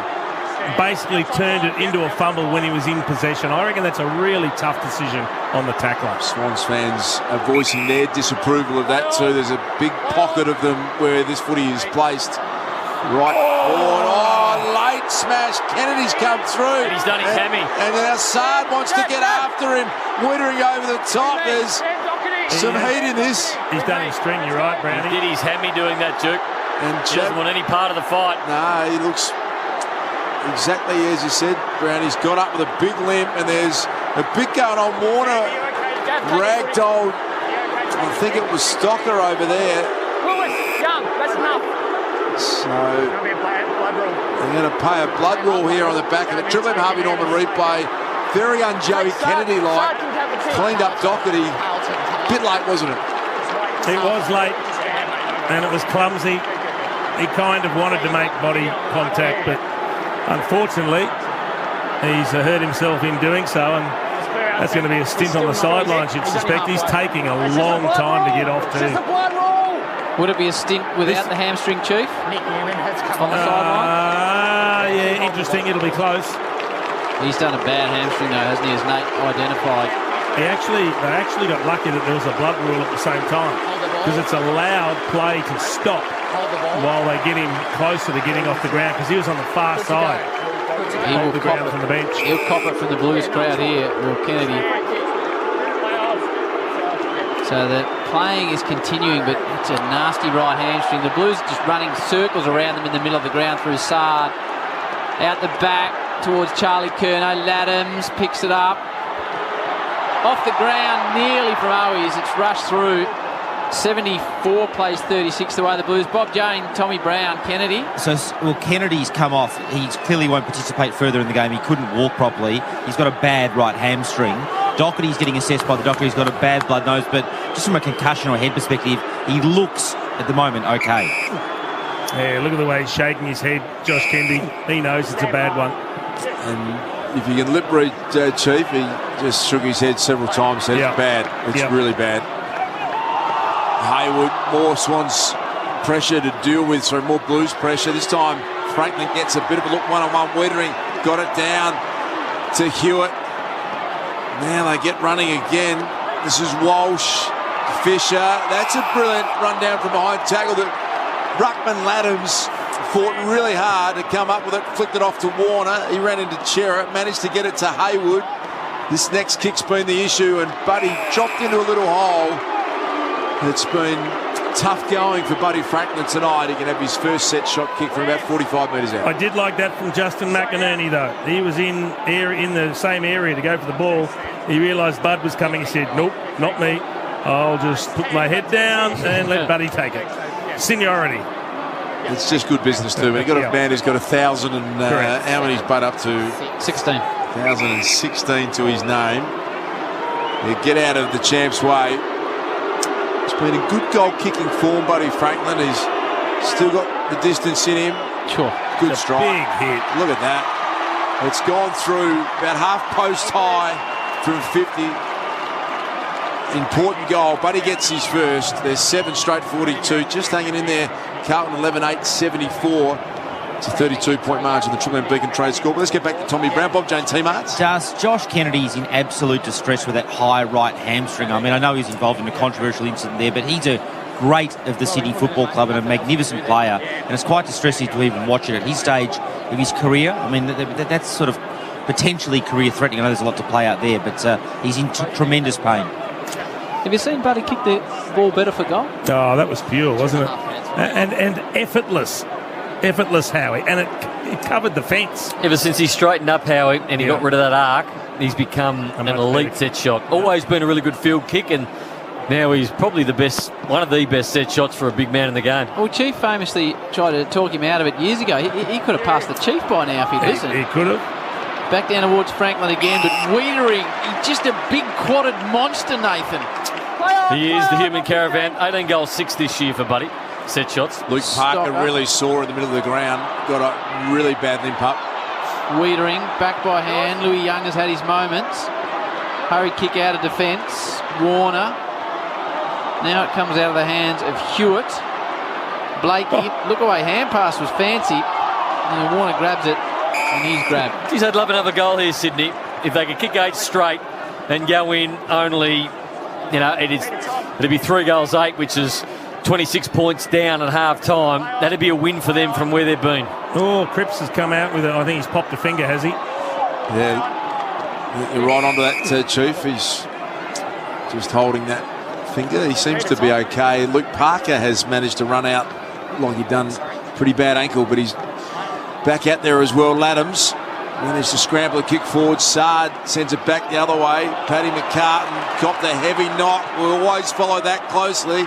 And he's down in distress, Paddy McCartan. So we're really concerned there. We'll keep a close eye on the mark. It's been taken by Charlie Curnow. He's got 5 first-half goals. McCartan's still down on the ground. That's Paddy McCartan. It's not his head, Das. That's good. He's back up. Laddams. Back. He's just clubbed someone's Laddams, and it was Corey Durden. He's clumsy. Very, very clumsy from the big man.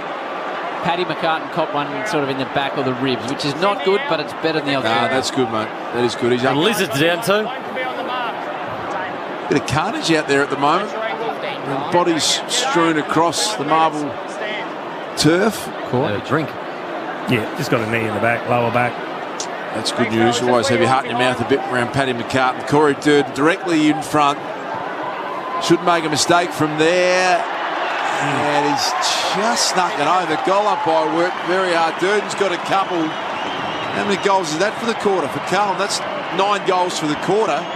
9-3, Das. 12-8-80 they are to 7 straight 42, all on the Triple M Beacon Trade scoreboard. Your boy's coming off, Brownie. Here's the Lizard coming off. He's going to be assessed. Who was in that carnage bit of players. We said the Triple M Harvey Norman replay. So Durden came from the back on centre wing and he got McCartan right in the middle of the back with his knee, and they hurt because he was going back with a little bit of earnest too, and he caught one, and then the Lizard went down as we see this. He was just at the front of the pack and he got his ankle caught underneath Paddy Cripps as he come down, so they'll assess him as well. We'll get down to Tom Brown in a minute to see how the Lizard is. 36-minute quarter with 12 goals kicked. The Blues are up by 38 points after they trail by a point at quarter time in the shadows of the half-time break. 35 seconds to go. Still plenty of time the way the Blues are going. They send a long ball forward off to De Koning's boot. It's an awkward one to mark. Swans are making a mess of it down back. Durden, Curnow somehow gets the handball out to Fisher. He takes on a couple and he did not dispose of the ball in a correct manner. Gee, they keep it alive though, don't they? The Blues are very good at keeping it alive once it hits the deck. 10 seconds until the halftime siren. The Swans deep in defence. Callum Mills. Wonderful first half performance this from the Carlton Footy Club. They are going to enjoy a 38-point halftime lead. 20 scoring shots, 12-8-80 to 7 straight 42. Two-man, what have you got for us? Yeah, best quarter by the Blues against the Swans at a scoreline of 9-3-57 since round 14, 1990. There's your Triple M Reds Ed lending. Bit of gold for the two-man. On our way to the halftime break, Tommy Brown. We've got Nate Brown. We've got the Chief. We've got Howie. That's all your team on a Friday night. The Blues lead it by 38 points over the Swans at halftime. For McDonald's and Remont Water, Triple M Roxfooty.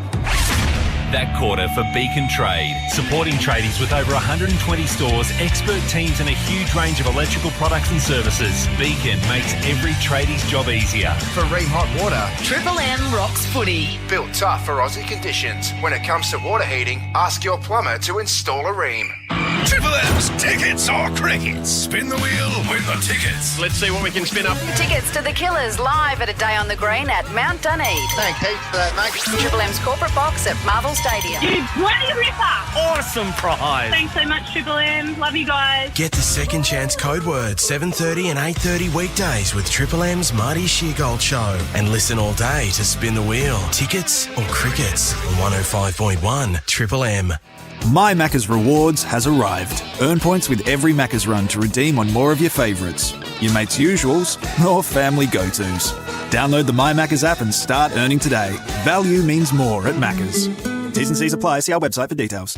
Is your construction or excavator business ready to purchase or upgrade? Here's an end of financial year deal you can't miss. Ultro Planted Equipment, selling the world's leading Sani excavator, have excavator packages for big and small business, minis and up to 15.5 tonne, all with a 5-year warranty and quick hitch included. Don't miss out on these bundled deals and the tax write-off. Find out more at ultroplanetequipment.com.au. We'll even throw in a $250 diesel voucher per purchase.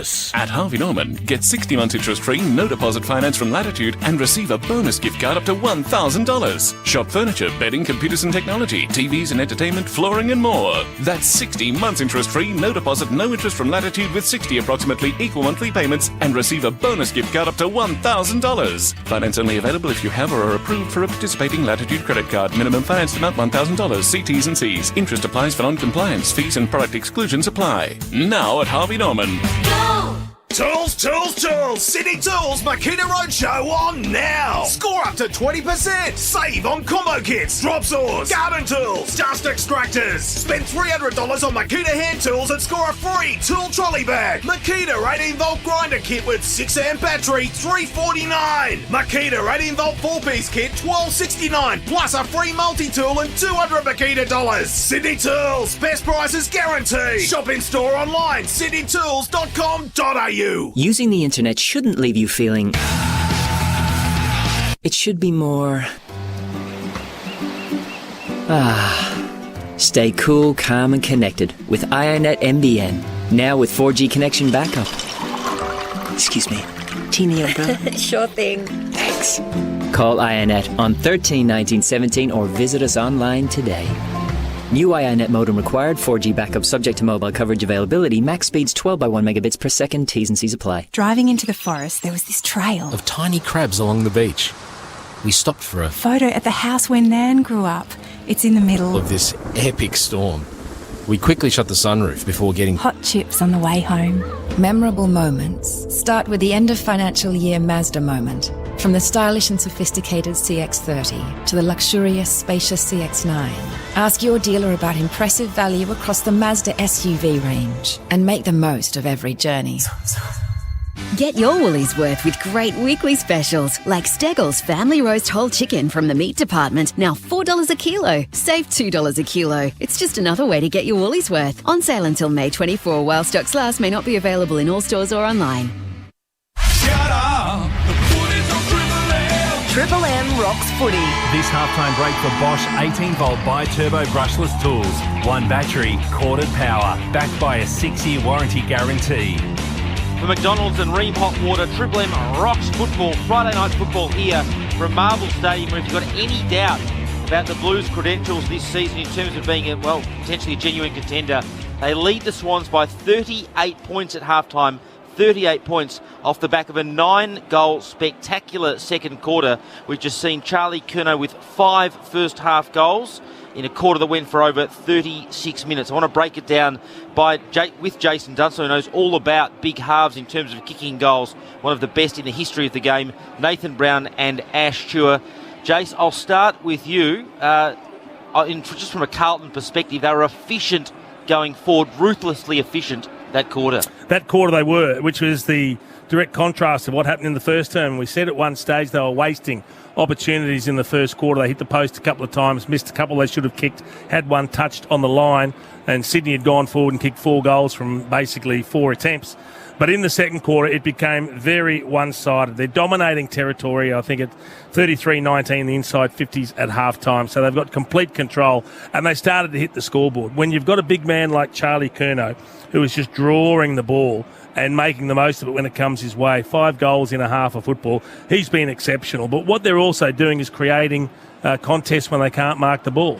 And that's allowing Durden and Owies and Fisher and Motlop, the smalls, to get into the game. And they're doing very, very well. They're hitting the scoreboard. They're putting pressure on. They're locking the ball inside 50. So very impressive second term from the Blues. Jace, one of obviously the trademarks of the Swans is their defence and their defensive intent. You commented that quarter it was surprising there were a few lapses from a defensive perspective for the Swans. Yeah, there were. I mean, fancy allowing a ball to go off the pack to Charlie Curnow standing on the goal line on his own, who just turns around and kicks a simple goal. Sydney don't do that. They've always got that defensive sweep, but the deepest player there to mop up anything that comes over the back. So that's a slip up from them. But I'm just impressed with Carlton's ability to bring it to ground, because you've got the McCartan brothers, Rampy, you've got the Lizard as well, Blakey.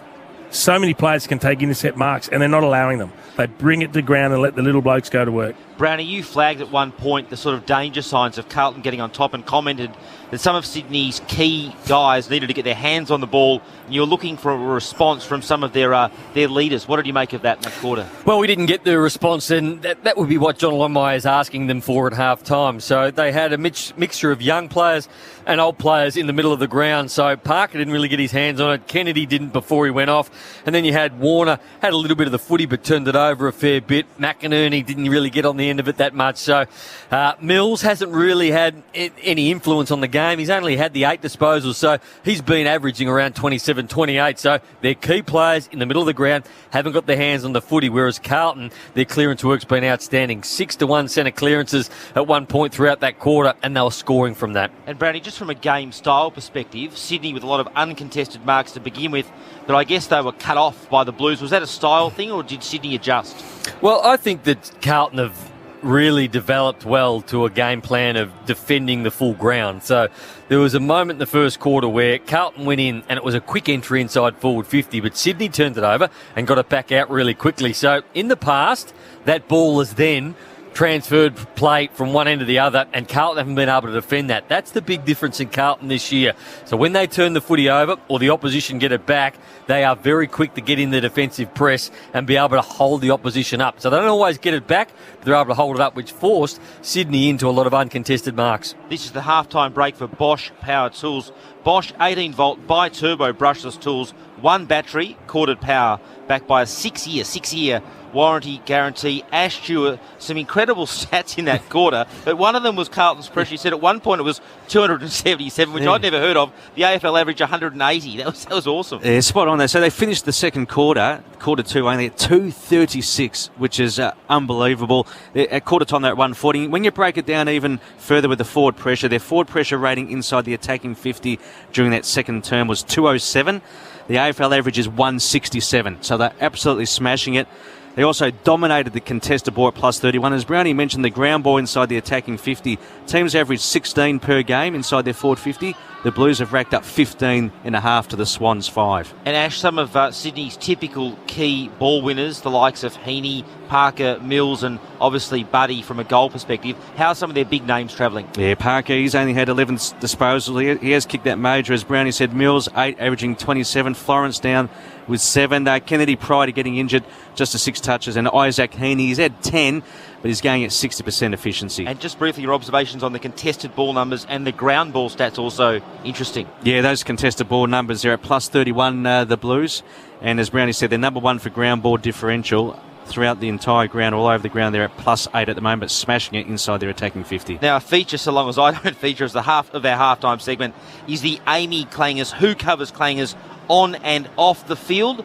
Amy does. This was the clanger from the first half. Tommy Brown. Tommy, you there? Yeah, Howie. Yes, we don't seem to have a great deal from Tommy, but he's probably off getting a pie. So Chief and Nathan amusing themselves with their best Tommy Brown impersonations in the back of the box. Tommy Brown, are you back with us yet or not? Just sort of wanders off, Tommy. I don't know what he gets up to, but he's just...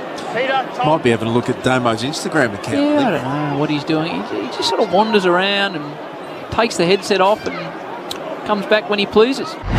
I don't like the Amy Clanger featuring my good self. I was just going to the... I won't overshare. I was going to the bathroom, and I did share that with our very competent producer. So apologies in that regard. Who's up there? He sold you up the river. He stitched me up there, and I've got to check out Damo's Instagram. That's got trouble and potential articles written all over, and I'm a bit worried about that as well. Just, Jace, from a general perspective in terms of Carlton's competitiveness, a lot of their fans will be watching tonight, just sort of wondering where they're placed. We're getting a better idea, I guess, off the back of Sydney's win over the Bombers last week. We thought Sydney were perhaps improving, but Carlton just have had the edge tonight. They have. I mean, and until they start beating good teams regularly, it's hard to say how far they've come. But they're doing the business at the moment. We need to see them come out and do it for the second half. I mean, 38 points is a terrific margin at half time. But can they come out and play 4 quarters and put Sydney away? And then you start knocking off the Sydney Swans and the teams that are in the top 6, the top 8. Then you start to take a little bit more notice of the Blues, I think. I think they'll play finals, but whether they're a genuine contender, I still think they're a little bit off. But if you get a Curnow and a Mackay playing well with a crumbing forward line built around them, who's to say? So we watch their development with great interest in coming weeks. Brownie, I like discussing all the trade values and players with you, sort of foreshadowing potential issues there. I spoke to Brian Cook, the Blues CEO, pre-game. Yep. He said they will be active in the free agency space again this year. There's sort of varying views on this, but from the CEO, he says they've got money to chase a free agent again. What do you make of that? Well, I don't know how they've got money, but if they have, that's good for them because they've got some really good players. Money, Brownie? Hey? How have they? I've got no idea, Chief, but... Cookie said they had all the tools, including free agency and salary space, available at their disposal at the end of the year. Well, if that was true, then I'd be going after another defender to help Jacob Wiedering. They lost Liam Jones last year. At the moment, they've got a few players rolling through there, Plowman and who else is Young, who, look... They're okay players, but I don't think they're in the class of a Wiedering. So if something did become available, if they do have, how much have they got? Have they got a 600, a 700, or 800 to spend? What are we looking at? A figure. And I'm being a bit mischievous here, but one without notice. There has been discussion from a media perspective, which was fuelled by Damien Hardwick's comments earlier in the week of Dusty potentially looking at one of the Sydney clubs. My strong impression is that Sydney will stick to their youth policy. I don't think they're about to sort of throw out their trade policy and go after Dusty. Having said that, it would be a tantalising prospect, Dusty and Buddy up forward. What do you think, Brownie? Oh, it'd be an amazing concept up forward, but, longevity, how long can Sydney be able to handle that and not have players coming through? They do have a lot of young players coming through, but do Sydney need Dustin Martin at the twilight? He's getting into the twilight of his career. I'm not sure. Maybe Damien Hardwick knows that Dustin Martin's going to be staying, so he's allowed to throw out those sort of things. Okay, he's done enough for us. If he wants to leave, he's more than welcome to. So maybe Dimmer knows that Dustin Martin wants to stay. I'm sure it'll be a good discussion point for the next couple of months. This has been the halftime break for Bosch Power Tools. Bosch 18-volt bi-turbo brushless tools, one battery, corded power, backed by a 6-year warranty guarantee. Don't go away. The Swans are still right in this game, but Carlton dominated the first quarter. The margin 38 points. Triple M racks football. Come back on the other side of the break for the second half. That halftime break for Bosch 18-volt bi-turbo brushless tools. One battery, corded power, backed by a 6-year warranty guarantee. For Ream Hot Water and McDonald's, Triple M rocks footy. Triple M is your home of the Marty Sheargold Show. Scott Pendlebury with us. North look pretty good, it has to be said. Even from a casual observer's point of view, you'd have to be happy. Yeah, against Geelong. They're tough, Geelong. I think they got lucky, 17-19. 17-19. Geelong are a pretty tough side. If you're not on, they're going to make you pay more often than not. It certainly made us pay. Yeah, and you guys are going to go through a fair bit of pain, I think, this year. Just Do you so think young. so? Yeah, I think The Marty Sheargold Show. Weekdays from 6 on Melbourne's 105.1 Triple M. My Macca's Rewards has arrived. Earn points with every Macca's run to redeem on more of your favourites. Your mates' usuals or family go-tos. Download the My Macca's app and start earning today. Value means more at Macca's. T's and C's apply. See our website for details. You'll never miss a moment with all of your favourites live on KO Sports. Every match of the NRL and AFL seasons, as well as every F1 race live and ad break free during play. The NBA playoffs are also heating up, and it's the biggest season of netball ever. That's right, all the big hits, high-flying heroics and buzzer beaters ready to watch anywhere, anytime. How good is that? New to KO? Start your free trial today. For 4 days only, Ozski, Australia's leading supplier of ski and snowboard gear, will be reducing prices. Save hundreds of dollars on Rossignol, Vocal, K2, Solomon and Dynastar. Quality snow clothing with Phoenix, Spider, Carbon and Cuse. Burton Snowboards, DC, Analog and Roxy up to 60% off. Hundreds of jackets and pants and 20 to 60% off Australia's largest range of children's ski gear. Over 9,000 items and 90 brands in-store and online. Sale on now. Ozski, 9 Hardware Lane, Melbourne or ozski.com.au. James Squire was many things. Londoner, highway robber, risk taker, rogue, lover, fighter, fugitive, convict, brewer, legend. He was many things, but he was never ordinary. James Squire, ordinary be damned. Someone pinched your Makita? Call 1300 693 478. Tell us who, and we'll send in Wendell Saylor to get it back. Just by entering, you could win $2.5 worth of Makita XGT 40-volt max power tools. Shut up! The footy's on Triple M! In 2022, Triple M rocks footy. We're all over it. Temper mattresses, a mattress like no other, aiding in players' rest and recovery. Discover Temper at temper.com.au. It's better than good. Cbus Super, delivering consistent long-term returns for members. Cbus, for all of us. Oh, that is an For Ream Hot Water and McDonald's, Triple M rocks footy. The Great Aussie Coin Hunt is back at Australia Post with 26 new coins featuring Aussie icons from A to Z. Collect them in your change, or you can buy the full set of coins at any participating post office. And with each purchase, you'll get an entry to our daily draw with the chance to win $1,000. So hurry into your post office and join the Great Aussie Coin Hunt today. Ends June 5. Entry limits and terms apply. See aussiecoinhunt.com.au. Triple M rocks footy. This quarter for IGA Liquor, where good food deserves a great drop. IGA Liquor, add a drop to your shop this footy season at IGA Liquor. Like a six-pack of beers to go with your footy snacks. Head to igaliquor.com.au to find your local store. Nice money bar when ahead to IGA Liquor, where good food deserves a great drop. Right, it was the Swans by a point at quarter time. But the Blues, with a massive term, lead it by 38 points at half-time. Some other games to get through. But just hearing feedback's a gift. Nate's getting a bit of feedback on the home front, which has amused me greatly. It all comes our way occasionally, Nate. Really good feedback. Got a dog at home, Howard, and the leaves are coming down, and it's autumn at the moment. Go public with the text. Go public with it? Go public with the whole text message? Yeah, the whole text message. Okay. This is from your beautiful wife. This is my wife. I think this could be a Friday Out special next week, I reckon. So, and it's also way too polite, let me tell you. Nathan. No, I've just walked with Nathan outside with my Chloe trainers on, and which I bought her, which I've had to empty the pea tray that was overflowing. No one had done it. What's the pea tray? For the dog. So it's training. Okay. Understand that it's not your fault that the pea tray was overflowing, but when I turned around to clean it and go get the hose under all the leaves, I've stepped on two massive piles of dog poop. Oh, no. And now I have poo all over my Chloe's shoes. Please organise someone to clean the back garden, otherwise I just need to know what you are responsible for and what I am responsible for, because now I'm late for my meetings. I can't believe how polite she was in saying all of that. There's a lot of code in that. Yeah. Well, what that says is, you're a lazy bastard. Will you get off your ass and do something? I felt aggression the whole way through that polite text. Any danger, you could chip in and do anything. She is way too good for you, Brandon. Way too good. Choice Hotels around the grounds. Always nice to have them on board. Need a break? Book direct and save with Choice Hotels. ChoiceHotels.com. What do you think the response will be when you go home? Because you've got a beautiful, open, warm relationship. When you say, "Oh, babe, I read out your text message to the boys on air at half time." How do you think that will go? She'll be quite embarrassed, and I don't think she'll be speaking to me up until midday tomorrow. I think we'll. And then the best thing will be, Brownie will go, and yes, I'm happy for you to clean the backyard. That will be the crowning glory. That needs more analysis. Tune into the Friday Huddle next Friday. I think we'll do a bit of a deep dive on that one. We might get Christina on next week. Brownie, that's a good idea. And again, 38-point lead. The Navy Blues were supreme in that second quarter.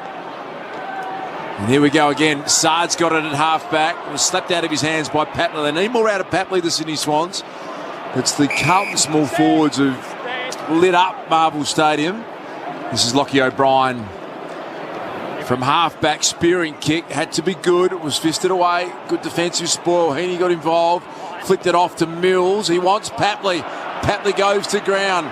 Getting back Newman. Confronted by Buddy. Newman wanted the boundary line and didn't really make a great attempt to keep it in and got the benefit of the doubt. So it will be thrown in on the forward 50 arc for the Sydney Swans. They trail by 38 points.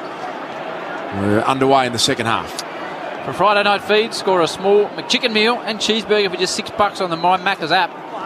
How good's that? Warner with a high exploratory ball towards goal. Floats, touched. David Roden says just a hand on it from Wiedering. And the Swans are 7-1. The Blues are 12-8, leading by 37 points in the opening 4 A's of the second. Well done, D-Rod. You want to love about that? Yes. No hesitation, no score review required. And he smiled while doing it. Big smile, big arms. Best in the business, D-Rod. Yep. Sard sends a high ball to the McCartan brothers, who have had a bit of heat on them, as it turns out, in this game. What do you get paid to be a goal umpire? Paddy and Tom. That's Nate's department. $4 grand a game? Yeah, I think if you do all games for the whole year, it's around 130, 140 package. Okay. Package. Buddy, strong tackle. Sydney have come out with a bit of aggression here to start the second half. It's a package. Mark taken by Jack Carroll. You can do that or be your assistant. Flicks it over the top to Durden. Rampy wins it back for Sydney. on the outer wing. McInerney comes back inboard. And Mills, ball in hand, he's going to switch it to Errol Gordon. Opens up a bit of space. Can they work it through? Franklin on a long lead. They're going to head in that direction. Kick from Gordon was way offline. And there was a bit of debate going on there with the umpires. One of them wanted to play. Yes. Sydney, Tom, and Tom. So the umpire resets things. 80-43. Sydney getting more numbers around the stoppage in the early part of this second quarter. Blues have got a player behind the footy. Sydney, extra numbers at the coalface. Warner hacks the ball inside 50. Stocker hits it with speed. Sard, who's been clean all night, didn't really take possession. Walsh, who's just a genuine star of the game. Parker's kick smothered. Now goes to Budd. He's kicked one, tried to squeeze a little sneak kick, didn't pay off. Hurried ball out of defence, only as far as the Swans.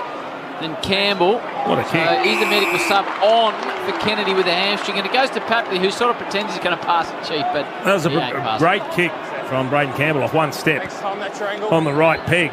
Brilliant. So Tommy Papley, the man from Bunyip, out in Gippsland. He has kicked 192 goals before tonight. He's kicked one tonight. And loves a goal as much as anyone in the league. Even as much as Riley West, Nate. He drives it long, but misses. 12-8 to the Blues, 7-2 the Swans. A 36-point margin early stages of the second half. That's all on your Triple M IJ Liquor scoreboard. IJ Liquor, where good food deserves a great job. Did you hear that Howie put an assistant on last week? He's serious? For his podcast work. Put one on, we've advertised the position. Heaney smashed it over the head of Paddy Cripps. Picked up by Braden Campbell, the activated medical sub. And he traps it at half forward for Sydney. But at least the good news early here for Sydney is that they're playing the game in their half. They've got the ball trapped in their forward half. I feel like they're playing with some more intensity as well, Chief Mills, the tackle pressure early. Yeah, and the Blues couldn't operate at that level that they were at in the second quarter all the time. I mean, you just can't be at that level. Sydney free kick. Sydney free kick. Swans have got a little bit of momentum up at the moment. Mills has got it 55 metres out. There's some good movement. Franklin's deep. Mills is going to head in that direction. McInerney, it was intended, I think, for McInerney, who's juggled the mark. And he can shoot from about 45 metres out as well. So good start to this second half here from Sydney. At a really good start, and it's 5 inside 50s to 0. And I'd say Ash has won the clearances in this early part because they're outnumbering Carlton almost 2 to 1 at the moment at those stoppages. And Carlton got extra numbers behind the footy, but twice now they've gone in. 4-1 Sydney's way, the clearances. Justin McInerney. They really need a bit of a boost here. Can they kick the first goal the second half? McInerney loved it off the boot. And here come the Swans. He kicks his first of the night. Sydney get the first of the second half. They're 8-2-50 to 12-8-80. It's a 30-point lead to Carlton, but it feels within range. Good start, Sydney. That's on the Triple M IJ Liquor scoreboard. What was really interesting was watching the Harvey Norman replay screen to see what the free kick was paid for. So it was against Paddy Cripps. Stoppage. Callum Mills takes his eyes off the footy, has no intent for the footy, runs facing Paddy Cripps, runs straight at him, makes contact. Paddy Cripps grabs him and tackles him as he falls backwards, and Mills gets the free kick. It's a fascinating interpretation. There's probably 2 free kicks there. It's a matter of which one are they going to pay. But in the end, what he does do is use the ball well. He finds McInerney, who slips forward from defence, and he kicks the goal and gets them pumped, gets them up, and get them going. Triple M Seabus Super making hard work pay off. You got Chief and Brownie, no better team. Cripps banks it out the middle. A long ball from outside 50. Motlop from behind McCartan, and that is why, Nate, he'll be bums on seats because he tried to take a hanger. He did, and he had to because he was the man furthest behind the pack. Why would Lockie O'Brien, with a time and space to deliver the ball, kick to a one-on-one, a high bomb to Motlop against Paddy McCartan? Yeah, he's not a good user, Lockie O'Brien, and he needed to lower the eyes. He had leads coming up at him. He just needed to do the little 15-metre dink pass. Lizard went short to Rampy. Tom Hickey out here has been demanding the footy. He picked it up nicely off his toes. Over the top, Ollie Front to Mills. Got it to Parker. Look at the Carlton pressure. They swarm the footy. Campbell was well tackled. Cottrell got involved. They won it back, Carlton, just with sheer pressure. De Koning's kick. It's a bit of an awkward one to defend. Tom McCartan got it to Chad Warner, and that was a clever kick to Braden Campbell. The medical stuff started well, true man. Disposal number 3. He's on for what looked to be a serious right hamstring injury to the veteran Kennedy. Mills tries to create a bit of space, finds Hickey, who did have a tattoo of his dog on his foot, but then broke up with a partner, lost the dog, and had the tattoo removed. Big Tom. That's exactly what happened. As he sends the ball inside 50 towards Franklin, gets away from him. Heaney, Warner, ambitious check side to the top of the square. Staying back is McInerney. Oh, he's a long way from his normal end of the ground. He's working in the defensive area. Cripps just dances through about 3 swans. Now he's done though. He tried one too many, and Hayward, good luck to him, got his man. You can still love the dog, can't you? Yeah, but I would have thought. But the dog was went with to the partner. Yeah. The drive-by for the Labrador. Had to get the dog removed. His nickname was Dogfoot, but no longer the case. It was Dogfoot? It was when he was down in St Kilda, yeah. Oh, Dogfoot. That's what you get on Friday nights, Chief. Anyway, really well done by Hayward. Looks like he's going to go for a check side goal. And the Swans are in this. I can't believe I'm saying that, but he snuck it home, Hayward. They've got the opening 2 of the term, and it's back to a 25-point margin in the game. Carlton has dominated 81-56. Triple M IJ Liquor scoreboard. Yep. So Mills in the first half only had 8 disposals. He's been the one that's got them going, and he's had extra support around the stoppages. So John Longmire thought enough's enough. Carlton have dominated the first half. Every time we've had a clearance, Carlton have got it. They've outnumbered us at every contest. I'm going to outnumber Carlton. So they've put 2 extra players up. Normally when you put 2 extra players up, that means Carlton have a couple of loose defenders, but at the moment it's working for Sydney. They're starting to win the football at the ground level, moving forward, and they're finding some holes.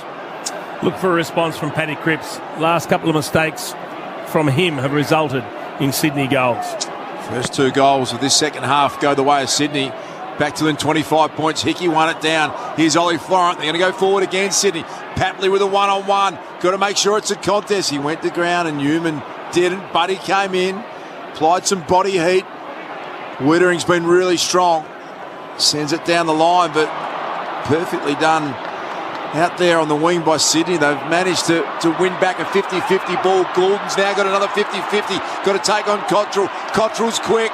Bell came to lend some support. Cottrell was well tackled. Thought he might have fumbled it. Sard well tackled now by Bell. Well done by Cottrell. Lifted their rating here, Sydney. And we'll have it thrown up. The Sir Doug Nicholls round logo on this Medallion Club wing side here at Marvel Stadium. 81-56. It's a 25-point lead to the Blues. Swans have kicked the only 2 of the term after they trailed by 38. At the half-time break. It's back to a 25-point margin the way of the Blues. The umpire separates them. Very much on the wing on the Medallion Club side. So McCartan's on young Motlop, so Motlop just has to get busy. He has to be really quick. He has to be nimble at his feet because he can't allow the ball to be in the air. He's never going to win that battle. That's Paddy, Nate, McCartan. That's one of them. On Motlop, okay, one of them. Plowman launches a high kick. Here is Paddy. Could have marked it, but went the double fister across the line. 30 round from the Blues attack and goal. What are you seeing on the Reds' edge, Stewie? Sydney's pressure, first half at 166. In this quarter, they're at 214. They're +4 in contested ball, whereas in the first half, they were down by 29. Reds Ed lending loans to the self-employed two-man in season 21. Hickey was edged underneath it, hacked out of mid-air by Florent. Lux of fortune lands with Papley. Got to go short to Franklin. He held onto it, buddy, under some pressure from Wiedering. Important to honour that lead. It's got Wiedering out of the hole. Can they make something out of this? Slick little handball. Mills was brilliant. Released Florent, who started it all in the goal square to Laddams. Young got across, put the spoil on. Hayward down there, gets it back to Laddams, who tried to sell some candy. The ruckman, Papley wants a free kick. Did he have the footy? Might have over-accentuated the contact. By not buying it, will be thrown in, but good ball movement again from Sydney. It was nice, and it came from a stoppage again. Laddams trying some fancy work on the boundary. Hickey, and as far as the Blues and O'Brien, he's forced to kick in a hurry. Sends it out towards the wing to Charlie Curnow, who kicked 5 goals in the first half. The Blues inch the ball forward. City side of the ground. Kennedy Does well to progress it by hand to Owies. Then Fisher goes back to Owies. Sydney have got the numbers, but somehow Carlton keep moving the ball forward. Cripps applies a big tackle. Still the Blues come though. They're just pushing it forward. And Fisher round the body lands in the hands of Charlie, who needs to go back and kick his sixth, Chief, from 48 on a 45-degree angle. And this would be against the run of play because they've lost their structure forward of the ball. They've allowed, the last few times they've gone forward, allowed Sydney a couple of spare defenders getting sucked up the ground. Too many players, but Charlie Curnow runs back into space. It's a bit of a fortunate kick that finds him, but this is a massive kick for the Blues just to steady themselves. He was playing in front was Charlie. 5 in the first half. Across the 50 now. Charlie Curnow hits it sweetly. It's holding. Charlie has 6. 13-9-87 to the Swans. 9-2-56. Back out to a 31-point margin. And that man, Charlie Curnow, is lighting up the marble. This is a wonderful kick to get it to Curnow. So Carlton realised that they didn't have anybody forward of the play, and that's why they had to hold the footy up. And I think it was Fisher who went for a small little dinky kick. But it was the only option he had, wasn't it? And then he got the ball back, Fisher, and so with the right foot being tackled, he realised Cameron was there, Charlie was there, and he went forward, and it was just a nice right foot snap as Southern Triple M Harvey Norman replay screen, the whiz, Warwick Kappa. He's doing his best in the crowd. Saw him at the half-time break, just sort of wandering through. Yeah. How was the whiz? Didn't engage the whiz. I know, I had a chat with him. I could be wrong. He might have had a commitment on the television. I think he's wearing makeup. It was bums on seats back in 86, 87. You had the whiz at one end, you had the chief at the other, both with charisma. He's a lot bigger man than I anticipated, the Wizard. Similar personality types, the Chief and Whiz.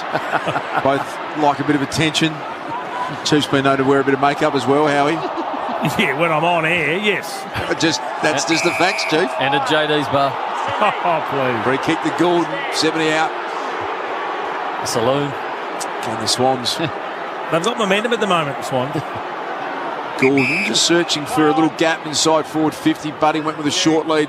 Goes along to the goal square. Hickey can launch from there. Gave a pretty good contest. Newman stayed down and won it. And now some run. No surprise that run's provided by Sam Walsh. Sends it down the line. Paddy McCartan. Good strong grab. They've reset and reloaded here, Sydney. Outside 5. The number 39, P. McCartan. Buddy's deep. Doesn't traditionally take the big pack mark, the Bud. Oh. McDonald does, though. Gee, he's been impressive, Chief. This young man, he's kicked free. Another contested mark. And this will be for his fourth from 30 out, no angle. And again, he had a run and jump at the footy, unchecked. So they're not getting body on him. And he is a very good mark of the football. He's kicked the ball well tonight as well. Logan McDonald from Applecross. 1 metre. 20 years of age. In just his 14th game of football. Where's Applecross now? Perth. Beautiful part of Perth. So Logan for number 4. Directly in front. Fades and misses. It just sucks the life out of the Swans, making a bit of that charge. It's still a 30-point margin. 13-9 to 9-3 the way the Blues on the Triple M AJ Liquor scoreboard. AJ Liquor, where good food deserves a great drive. Halfway mark of the third term. Doherty is going to bomb this one all the way to the centre of Marvel Stadium, and they've come up with a free kick. Cripps got manhandled by Luke Parker. Blues are streaming forward. Paddy takes some time, gives it back to Doherty, who kicked it out from full back. Mills has put the smother on. It's going to ricochet towards Buddy. Getting back on mass Plowman. Wiedering playing the sweeper roll across centre half back. Gets it to O'Brien. That's a better kick. Found Fisher. Just waltzed past Isaac Heaney like he wasn't even standing there. Fisher centering kick. McInerney came in.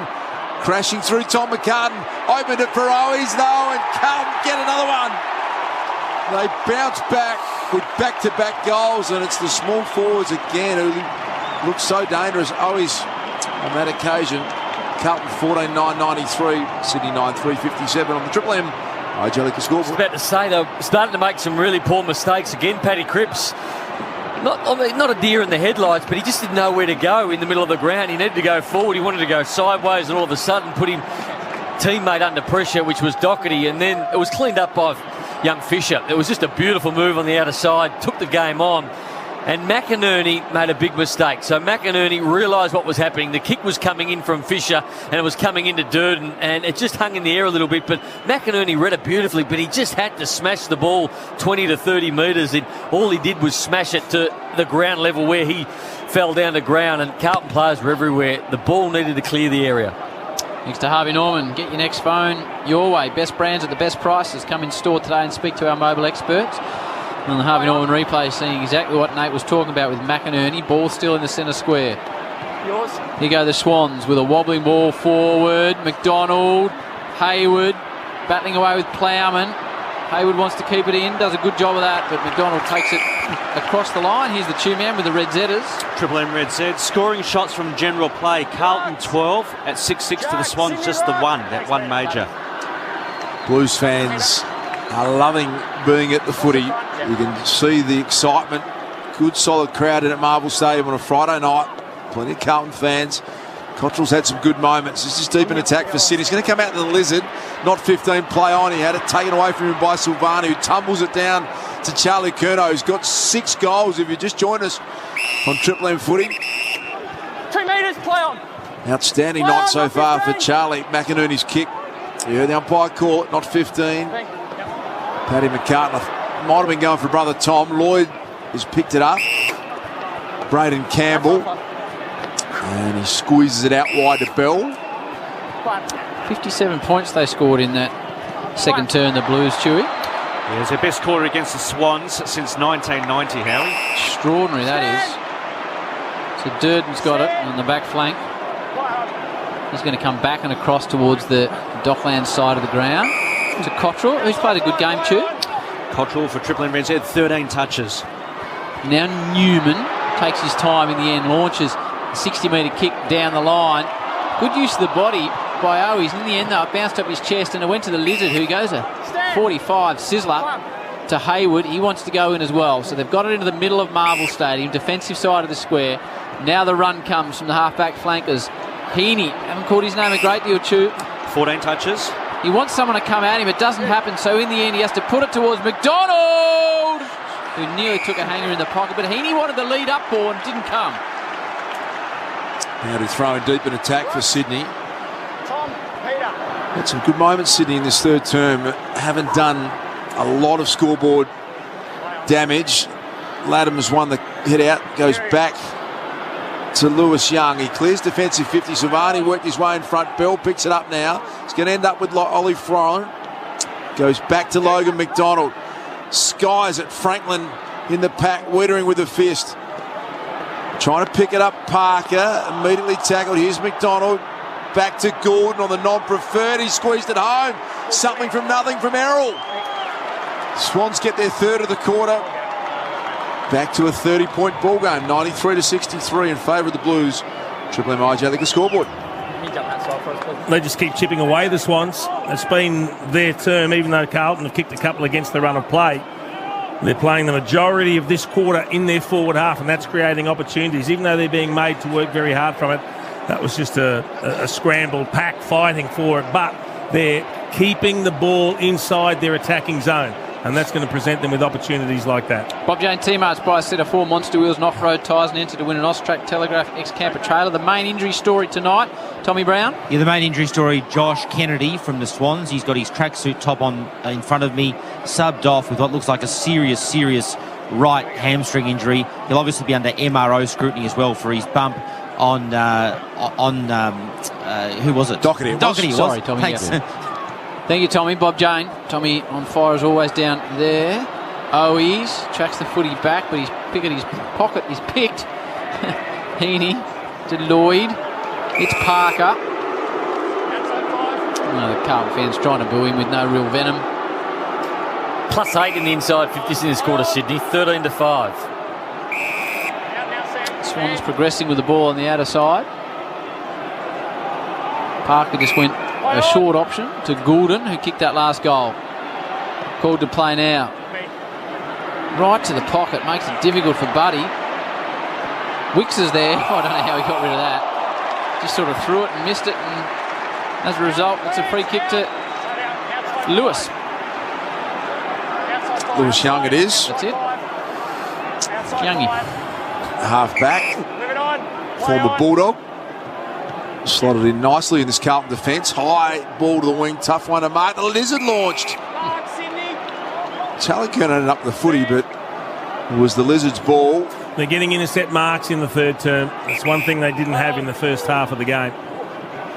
Decides to pull the kick late. It was cleverly done to Parker. This next kick, the Portman's been called to play on. Sold himself into some trouble, Luke Parker. And then the kick was astray. Gordon, a little overzealous. Collected Stocker. Free kick to the Navy Blues. Defensive half-back line. Just struggling to exit now, the Blues, aren't they? Ending up kicking long to a contest most of the time. That's exactly what they do there, Chief, too. Liam Stocker, the Haileybury boy. Oh, big hang over the back. Big Jack. Jack Silvani. Just split the pack, did Jack. Carlton fans love this man. Absolutely love him. 194 centimetres, 91 kilos out of Xavier. He goes a real up and under style pill. Ball comes down towards Mills. Now Blakey arches that reptile style of back. Runs through the middle of Marvel with a piercing ball. Papley, good grab. Oh, it was paid. In the end, he dropped it. But the umpire had his back to it, Chief. So it's paid as the mark. I think you might see on the replay it was a touch fortunate. But he'll line up T. Papley from 45, no angle. He does rebound well, Nick Blakey, doesn't he? He's got some serious speed and he can kick the footy. He was quick to blow the whistle of the umpire. Triple M Harvey Norman replay. And there goes the Lizard. That's quick stuff. But Papley gets up, marks it, drops it. The umpire's very quick on the whistle. He should have waited till Papley rolled over the footy. The Bunyip Express for his second home. Blues fans just a little concerned. Margin all of a sudden back to 24 points in a high scorer. 3:34 to go before the final break. 14-9 the Blues, 11-3 the Swans, and the Swans have kicked 4 goals to 2 for the term, and Papley has kicked 2. Well, they've been able to take uncontested marks in this third quarter, 20-7. They started the game really well in the first quarter, and they were dominating Carlton early with 31 uncontested marks, and they dropped right away in that second term. Carlton's pressure has dropped off in this quarter. Sydney have been playing the game mainly in their half of the ground. Carlton's 2 goals have come from very limited entries, so Sydney have dominated this third term. Just with the Blues mid, Sam Walsh in the first half, 21, only 6 in this third quarter. Hewitt, he had 20 in the first half, just the 4 in this term. Blues can find another goal here before the three-quarter time sirens. Back to a 3-goal ball game, and they've got momentum, which just doesn't seem right if you've watched how dominant periods of this game have been Carlton's way. Motlop might have thrown that one. Well tackled. They've got the little things right all of a sudden. Sydney Campbell, the medical subs had an impact.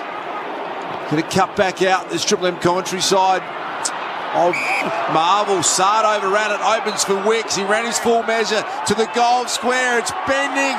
Can they shepherd it through? Might be a goal. Let's listen to D-Rod.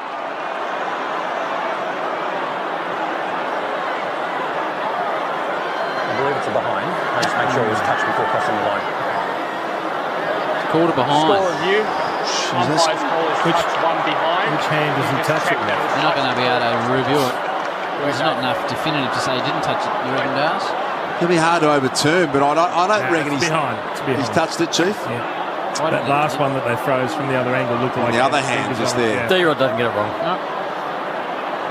He was in great position. Review complete. Looking at this angle, we can see the ball is touched by the right hand of the Carlton defender before crossing the back of the goal line. Decision on the scoreboard.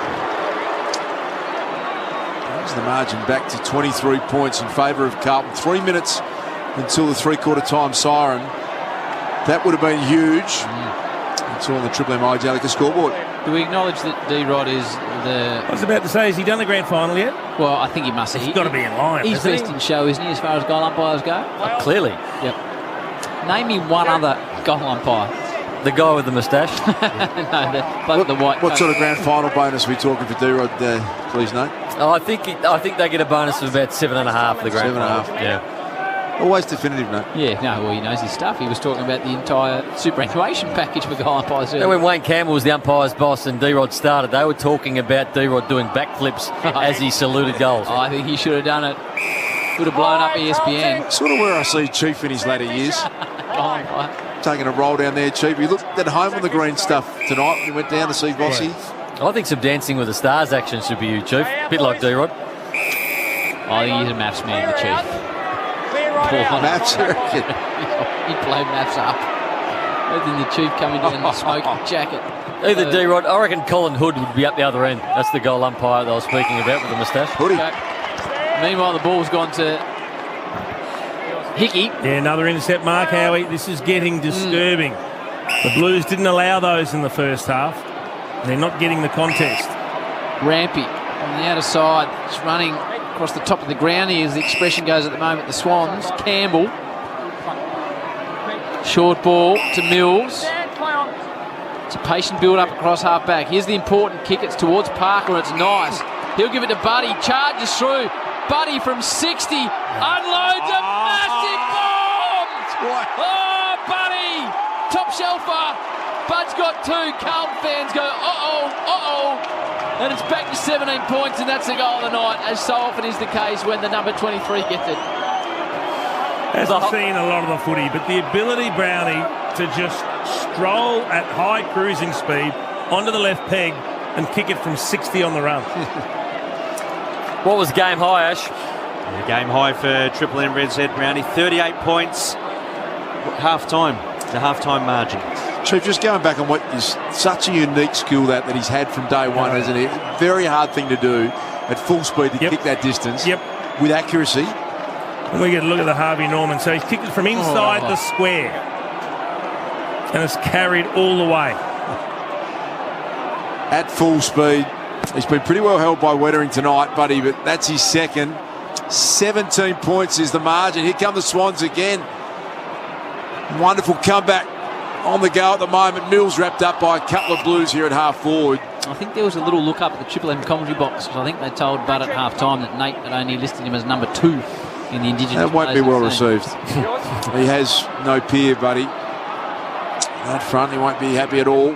Walsh is getting back into defence. As Two-Man said, he had a pretty quiet third quarter. Having had his own Sharon in the first half. Suddenly it's the Blues who are feeling all sorts of pressure.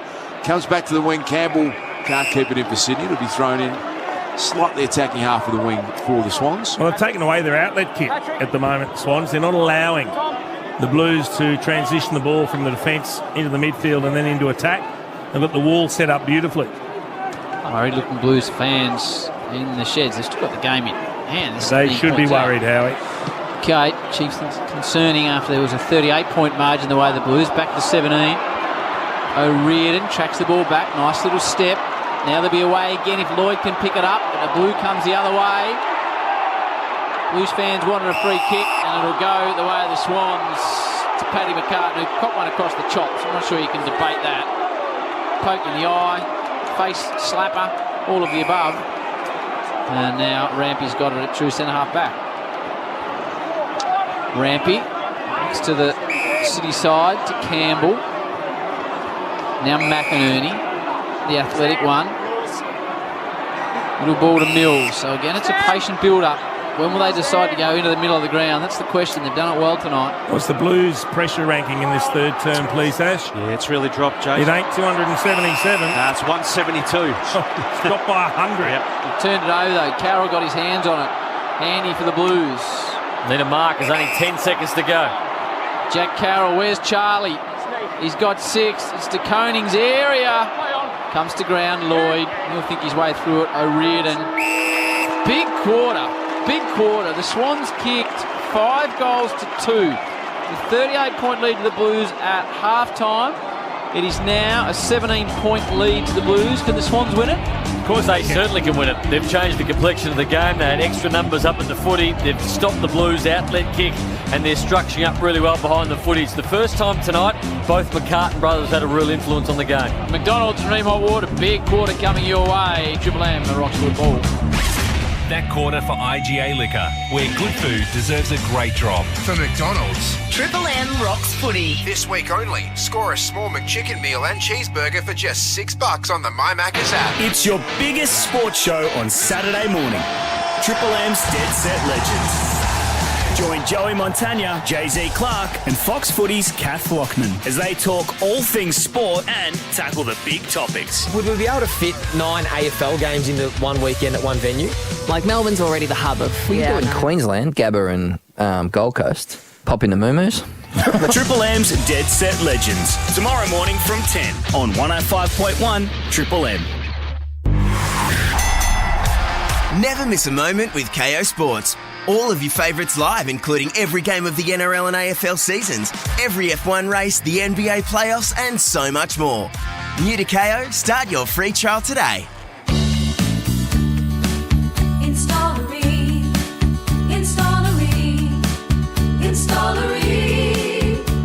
For the hottest of hot water you've ever seen. Ream comes on steady, hot and strong. It just keeps on and on. Install a Ream. Install a Ream. Install a Ream. Install a Ream. Ask your plumber for Ream, Australia's #1. Gilly here. Treating people fairly is important to me on and off the field, which is why I'm a big fan of homeloans.com.au. They guarantee the same great rates for new and existing customers. Homeloans.com.au. T's, C's and credit criteria apply. Open your ears to a new world of audio with Listener. Your favourite radio shows, live and on demand. Original and exclusive podcasts. Music to suit your mood. And your latest national and local breaking news. All in your personalised daily feed. Anytime, anywhere. Listener is here. Download the new app now and listen for free. Listener. At CMI Hino, we're the experts when it comes to Hino trucks. Why? Because that's all we do. So if you're thinking about a Hino truck for your business, speak to our business, CMI Hino.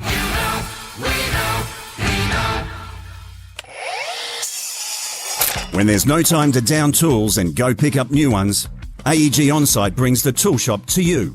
Fast quotes, custom power tool deals to suit your trade, even transact on the spot. One call to your AEG trade expert and they'll deliver what you need, where you need it. So when you can't get off-site, get AEG On-Site, on demand. Call 1300 AEG On-Site or visit aegonsite.com.au.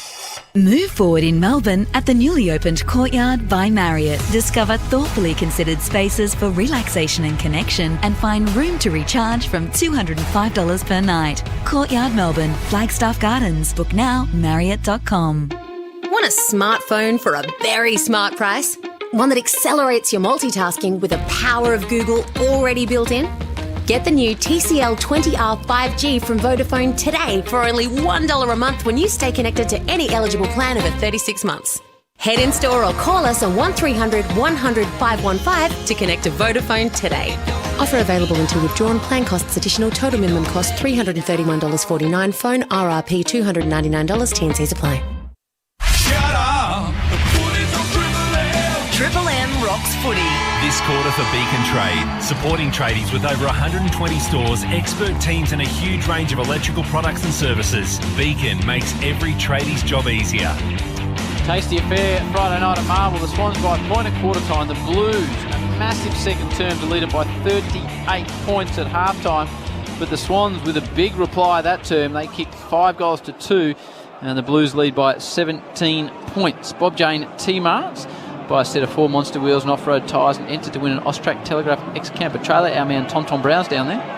The Blues told me pre-game, Brian Cook, they want to be reliable. So they responded when the Giants came back a little bit last week up in Sydney. I watched that game. A new test for the Blues tonight in terms of the injuries. Well, Josh Kennedy will obviously have scans and probably see a doctor in regards to his right high hamstring tomorrow. On 289 games at age 33, that's potentially career-threatening. It looks of the most serious hamstring type. He'll also be assessed by the MRO for that pretty clumsy bump on Doherty, which sort of caused the whole incident. It was very out of character for Kennedy, so that'll be a big talking point post-game. But he also missed that huddle. He went down to the rooms. Now, I assume it's just to go to the bathroom, but he hasn't emerged as yet. So when he's back out there now, which is good news. So he just ducked out of the rooms and he obviously came back out the other race. So Buddy going back to full forward. So no injury worries there from the Swans' perspective, apart from Kennedy. He might have gone down to the room to look at the replay of that ripping goal. Triple M Seabus Supers. Seabus Super making hard work pay off. You got the Chieftain and Noodles Brown. Well, that third quarter was outstanding by Sydney. And well done by the Sydney coaches box, because they were completely outplayed in the first half. Carlton, they had a great second quarter, Carlton, but they were just as good in that first quarter. They just couldn't put it on the scoreboard. Then they kicked 9 goals in that second term. Sydney, extra numbers around the footy. They were completely blown away by the Blues around the footy in the first half. So they changed some things. They got an extra number around that footy. But then the McCartan brothers, I thought, set up a little bit better. They were allowed Paddy McCartan as a loose behind the footy, and he was just mopping up everything. And when they won the ball from the clearances, the ball spent large parts of that quarter inside Sydney's half of the ground, and Carlton really struggled to get it from one end to the other. We've got Nate Brown, we've got the Chief, Triple M Seabus Super Special comments. We're underway in the last quarter. Cracking game, this one on a Friday night. 17-point lead to the Blues. Free kick has been picked out, going the Swans' way. Really busted this game back into contention in the third term. Parker sends them in the Franklin direction, gets out the back. Saab was the last man there, scooped it up. Got it to O'Brien. Sends a high ball down the line. Tom McCartan just got rid of young Jack Carroll with ease. A bit more strength and experience. A short one finds Errol Goulden. Goulden to get the Swans off to the perfect start. Can he hit a target with a high ball? Inside 50. Franklin is in the area. Big fly from behind. Punch down. Good tackle applied by Buddy. Gets his man. And it'll be tossed up. About 28 from the Swans attacking goal. What type of crowd do you think, Chew? In the 40s? Yeah, early 40s, I reckon, Howie. Hickey goes up uncontested in the ruck. Only as far as the Blues and Hewitt. His hurried kick lands safely for the moment. Saad tries to get away from Blake. He's gone. And the Lizard will line up from 40 out directly in front to bring this to an 11-point game. You're on the mark. Stay there. Harvey Norman replay. Adam Saad's tried to do that all night, and every time tonight he's been able to get out of trouble, but just the fend-off wasn't working, and the Lizard got him. 15 gone. Thanks to Harvey Norman. Get your next phone your way. Best brands at the best prices. Come in store today and speak to our mobile experts. Now this is a tremendously large kick. It's on the Michael Holding run-up. Big run-up, isn't it? He has. So he started in the middle of the square. Now he crosses the square. Hits 50. Hits 45. Blakey leans back and misses. Oh, 16-point game. Triple M Beacon Trade scoreboard supporting tradies, 120 stores, expert teams, a huge range of electrical products and services. Beacon makes every tradie's job easy. That's a big kick, that. It's an unnatural run-up, though, Chief, wasn't it? Just gave him a lot of opportunity, to think, to get off balance. Cripps juggled, attempted mark. Thought he stabbed at the ball too, Duke. And when you see Blakey running through the middle of the ground and he laces out somebody, he really kicks through the footy. On that time, he just stabbed at it. Chief, you were a 6 or 7 stepper from memory, were you? Yeah, not a long run-up. I just thought the longer you run, the more you can do wrong. Worked 1,254 times. How many's Paddy Cripps had, Chew? Patrick Cripps, 7-8, only 5 in the second half. So here's the problem. If Charlie's got it here, who's he kicking to? He's got 6 goals in the game, but as Chief points out, he's the one kicking it to full forward. Not a lot of targets down there. The Swans predictably win the contest. Lloyd farms it out wide. Good mark taken out there by Wicks. Cuts back in Boyd to Lloyd. It was a good 50-50 win by Wicks out there. It was a tough ball to take, and now they get to release it. So they're spreading the Carlton defence as best they can. Coming to the near side. Goulden provides a short lead. That's honoured. Stand. So Errol called to play. This is the important kick. He nearly went inboard. There was no option, so he goes down the line to who's crushed. And in all sorts, Wiedering got him. I'm amazed he can get up after that. Looked horrible. He's up and about, though, and calling for the ball. Tough man. Oh, short ball goes right into the knackers of old Wixie. I can't believe it. And he's still up now applying a tackle. We need the ball to stop so we can talk about what he did in that situation. He dived on it. He's in trouble. Free kick Swans. What about McInerney? He was punished there by Wiedering. And the free kick will go the way of the Swans.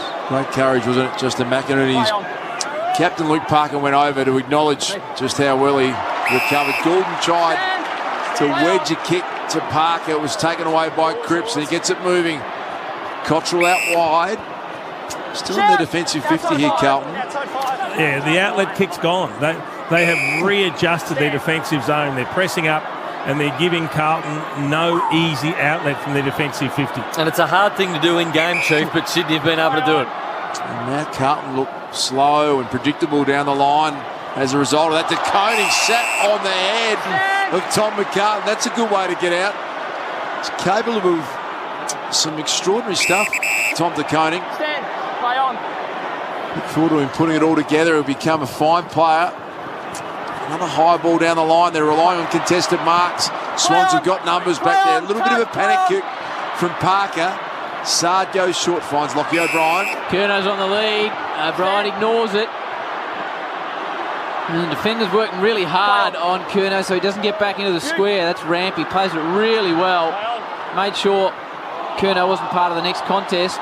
Walsh just eases his way through traffic back to O'Brien. Hooking ball. Paddy McCartan comes to ground. Heaney. Tom McCartan run down from behind. Just got it away to Errol. Working hard here. The Swans trying to clear defence and they finally get a bit of space to Hickey. And he goes further short down the line to McDonald, who has kicked 3 goals. Also, Carlton not getting the front and centres that they were in the first half, Chief. Every time the ball went in there, they had someone front and centre. Every time since half-time, Sydney players have been front and centre, whether it's been their forward half of the ground or Carlton's defensive forward half of the ground. No ground ball wins for the Blues. None of that crumbing, particularly in the forward 50, and just starting to look a little bit tired. Can we get the ground balls first half, the second half, Ash? Yeah, certainly can. So in the first half, inside their attack. Hang on, true man. Brave kick this one. It's going to come unstuck. Carlton are going to win it back. It's going to come through the hands of Sam Walsh. He looks up. Target he likes down there is Curnow. Why wouldn't you? Had about 85% of the mark. Tom McCartan did well to make sure it wasn't completed. Down the line to Hayward. Coming across and shitting it across the boundary line off the boot of Wicks. And so the boundary thrown right in front of Tommy Brown. Now let's get back to you, True Man. Yeah, no worries, Dar. So it's ground balls inside the forward 50. The Blues had 15 since half-time. Just the 2. It's a hammer. Another stat on the Red Z lenders. Red Z lending loans for self-employed by Chulenko. Ream Hot Water, built tough for Aussie conditions when it comes to water heating. Ask your plumber to install a Ream. Game still on here. Carlton lead it by 16 points. Sydney with all the run though. They shove it forward inside 50. Papley battles with Stocker. Here comes Franklin. Papley picks it up. He unloads. If he kicks this, he'll go up his chops, Papley, but he hooks it. One behind though. They are threatening the Swans. They're doing it in singles at the moment. 15-point margin, 93-78, 13:46 before this game is finished. Feels like this first goal of the last quarter is massive. Either way, steadier for Carlton could make life really tough. Sydney get it. So they're going to have some real belief. O'Brien at half-back. Ignored the Motlop lead. Goes long down the line. Hickey. Oh, the Koning! Taking another specky. Going to be a star at some stage. Tom De Koning. Taken away, though, by Florent. They've coughed it up on the back of it. Braden Campbell running through the middle. Buddy's got a one-on-one with Wiedering. Wiedering and Buddy. Wiedering and Buddy out the back. Buddy's going to sit for him. He got an awkward bounce. Got to go back and earn it. Some support. Laddams. Not the man to sell candy, Big Pete. That's not your go. Unbelievable from Wiedering. He was completely out of position. Was able to get his backside into Buddy and push him back and just get some sort of leverage and get his hand to it. Your man De Koning has taken the 2 best marks of the night and kicked a ripper from the boundary line as it goes across the boundary line. Tom, country rocking. Thank you. 24-9 inside 50s since half-time. Sydney dominant. They just can't land the blow, though. A couple of behinds. Yeah, 5 goals, 6 they've kicked from that 24 entries. Carlton 2 goals, 1 from their 9. A couple of real scoring opportunities have resulted in behinds this term for the Swans. Neither team has kicked a major. Warner on his hands and knees. Does well, but can't release the handball. And he's done for holding the ball. So the Blues can reset now. In the hands of the former Swan, Georgie Hewitt. He goes to O'Brien. Centre wing. Happy to take his time. Squeezes it down the line to Cottrell. Good contested grab. In fact, it's not. It's De Koning again. He's got good hands. He goes inside 50 towards Jack Silvani, but Rampy arrives on the scene with a fist of death. And it's a free kick the way of the Swans. Lloyd. He's at half back. And two-time best and fairest winner. The Swans can kick the next one. There are going to be some nervous Carlton fans in the house. Lloyd gets it back again. Sticks it out wide. Logan McDonald. Move well. Has the young big man. That's a beautiful 50-metre kick to Wicks. He's got Buddy on a lead. Laddams, he chooses instead. Getting back Lewis Young. Defensive fist was well thought out. And the Carlton defence can breathe a sigh of relief. You might have thought Buddy was the option there.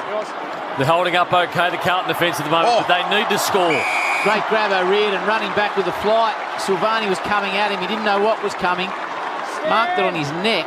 They've got all the game here, Sydney. They just can't kick the goal to really spark themselves. They'll go inside 50 again through Florent. Keep going to Buddy in the air. It's not working again. It's an up and under. Not hitting up the short lead. Franklin in the air. Punched away from him. Free kick. Going the way of Plowman. You need to take the short option, Nate. They keep just bombing it deep, the Swans. Yeah, they are, but again, there's not a lot of people leading up at the footy either, so it's a crowded forward half of the ground for Sydney. The game's been played in their half of the ground. Carlton are getting enormous numbers back, so there's nowhere really to go. But the Blues, they just need to score. They need to score at the moment. Otherwise, the weight of numbers is just going with Sydney at the moment. 15-point lead. Plowman tried to take on a big Laddams. Got him from behind. Brilliant effort. Tackle, Laddams. They didn't get the football. That's a huge moment. 200-centimetre ruckman with a chase-down tackle. Campbell goes long and high. Awkward one for Franklin, and Wiedering in the one-on-one stood tall and strong. That's a massive contested mark. It's huge, Chief. Under intense pressure, the ball's just raining down inside 50. He stands up and does that. It wasn't the human caravan then. He was just a Mack truck who stood tall. Swans will go inside 50 again here. No. Not hitting the short option. Pressure's disappeared. Hickey does go short to Laddams. It's not the required distance. A big Pete gets himself into trouble. Comes to Silvani. Cottrell. Can the Blues build off half-back and land a killer blow? 4-on-1, Kerno, so they can't get through. Looks like they've got an extra 5 players out on the ground at the moment, the Swans. They're all getting sucked up the ground, the Blues. No Rampy, structure. O'Riordan. It's almost like they need a boundary throw in or a ball up just to reset their structure at the moment. They're completely out of structure, the Blues. Lloyd needs to take a bounce. He's got that much room in front of him. In the end, he drives a long ball forward. It's hopeful, but it's perfect to Papley. Drops what he should have taken. Butters up to Bell. He looks short for Franklin. It's touched. Papley. Oh, a little hand pass. Maybe should have had a shot. The Bunyip flyer. It was too hot. Still he goes Papley, throws his head over the foot, he tries to extract it. 20 out from the Swans goal, now it comes out. O'Brien, hurried kick out of defence, it'll work out. Luckily to Durden, but they are on the pump, the Blues. They lead it by 15 points, and it's a pity. What happened, Noodles? I'm not sure, but that just relieves so much pressure. Now the Blues just have to score. They need players forward. You got no one forward, though. They're outnumbered like 6-3. Oh, the centering kick for Silvani. It's been chopped off by McInerney. Huge chance, Sydney. Papley all on his own. He's going to take it. The Pats got it. This is massive. The first goal this last quarter was always going to be huge. This will bring them right within striking range, and Tom Papley has it all on his boot. Talk about your critical turnovers. Wow. 15 Durden. If he kicks this dast, watch the reaction for the man from Bunyip. He's one of the great celebrators we've seen. A great Tommy celebrator. Papley. Started pretty quietly in the game, Papley, but he's always a threat. Huge. Carlton fans cannot watch at the moment around Marvel. They are sick to their stomach. Papley, oh, he's got it. He's got 3. Look at him go. Look at the celebration. He's high-fived everyone. The Pap has gone ballistic, got 3. We're back to a 9-point ball game in favour of the Blues on the Triple M Beacon Trade scoreboard. He's still giving it to him on the bench. Look at him, Brownie. Michael Voss should have to sit there and think, okay, where have my midfielders gone since half-time? This last quarter, Walsh has had 3. Cripps 1, Kennedy 1, Chera yet to touch the football in this last quarter. And where's the pressure gone? It's completely dissipated. G-Man, the Blues have done this several times this year, but hung on against the Hawks, against Port, big margins. Yeah, they have, and even against the Giants, they got out of the blocks really quickly and were pressed in the third quarter, but won by 5 goals. They have hung on. Now they're doing this with Silvani in the ruck up against Laddams. Blues fans on the edge of their seats. They led by 38. It's back to 9 points. 8:31 on the clock. Swans with all the run. Silvani caught. Yes, Chewy? Yeah, just the pressure as the Chiefs spoke about. So in the second quarter, it finished at 2:36. At one stage, 2:77. Since half-time, 1:63. Ooh, McDonald's and Ream Hot Water, Triple M Rocks football. The Swans punch the ball forward. Parker comes at it with aggression and power. Goes at ground level. This is a ball and a half. He just shins it forward somehow. Newman tracks it. He's got to watch out. Buddy's on his hammer and he knew it. Buddy gets him and nails him. Newman knew it was coming. Swans get it out to Bell. Snap from Bell. It won't be a goal. Gee, they've missed some opportunities. 1 point, 8-point game. The way of the Blues, 7:54. Looked like he had all the time in the world, Nick Newman. Took his eyes off the ball. Fumbled. That's what pressure does to you. Nearly cost him a goal. They are hanging by a thread, the Blues. What do they kick this term, Chew? The Swans. 1 goal. 1 goal, 3. 8-point lead to Carlton. 7:52 remaining this match. Been a miraculous game we've seen so far. Durden took on attack with it well, got through. Not a great kick. Favoured Paddy McCartan, Chief. Another intercept mark for the Swans across half-back. Gets it to Parker. Parker 55 metres out. He'll get moving. Franklin about 30 metres in front. Centering kick. Getting back there. Cripps. That's a big mark. In fact, it's not Cripps, it's Plowman. Really important defensive mark. Ash, it feels like Carlton are standing up defensively, but they just can't get the ball from their defensive 50 to forward 50. They're struggling to get out of attacking 50 for the Swans at the moment. They went short and it didn't work out. O'Brien sends it down the line. Blakey, Cripps, caught by Lloyd. Dishes it out to Sard. Whistle now, Chewy. Yeah, they've had 27 chains from their D50 since half-time, Carlton, but they've only put it inside 53 times at 12%, whereas in the first half they were trending at 33%. Yep. Oh, that's your red zetter. A free kick is the way of Sard off half-back. It's just high, up and under to a contest. Silvani provides that. In the end, he would have marked it, but a teammate, Kennedy, spoiled him. Clever tap the way of the Swans. Heaney. Now Wicks. Important ball to be won. Centre wing. Mills applies a tackle. Kennedy's not getting out. Must admit, Sydney's pressure has been off the charts since half-time as well. Every time Carlton get the ball in traffic, they can't get those quick little handballs they were getting out in the first half. What about the tension around Marvel Stadium here on Friday night footy? You can feel it.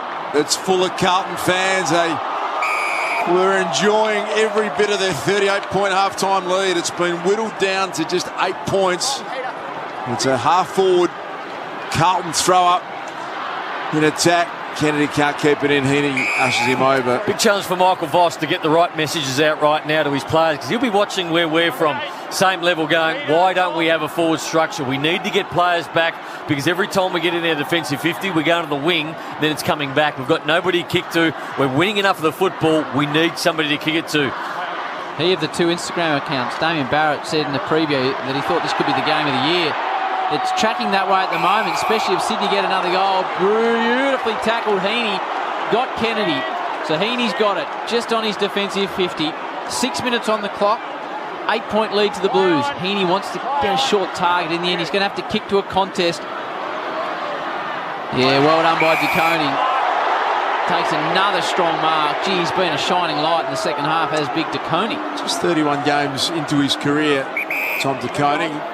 Still pretty raw, but there's some raw talent there. Pounds a long ball down the line. The Carlton brothers go to work. Curnow, who had 6 first half goals, all of a sudden can't buy a kick. Free kick Sydney's way. The Irishman O'Riordan hands it off to Heaney. Through the corridor to Buddy. Awkward one for Big Bud. Now he goes after it at ground level. He's coughed it up, Bud.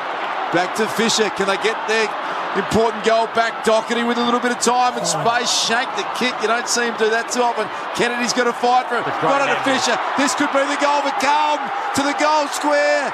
It just fades late. And misses 14-10-94. to 13-7-85. 9-point lead at Carlton. Triple M Beacon Trade scoreboard. The great handball from Kennedy. Deserved better from Fisher in the end, but the handball was outstanding. Half of the Carlton supporters on this side of the ground thought it was a goal. They rose as one. Outstanding atmosphere, 40 plus as Chewy said, but the Swans are pressing. Hickey at ground level, his hand pass is cut off by Cottrell. The Blues, you figure they just need one goal to win it. Inside 50 ball, Charlie Curnow punched away from him. Warner ducks his head. Did he get rid of it? He did it. Now this is the moment for the Blues. Starting to get a bit of field position for the Blues too.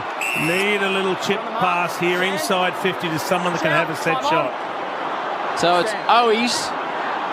He's going back for a shot. Yeah, but there's no one deep. Zero movement though. Nobody deep. So the long bomb will not work. Owies does just that.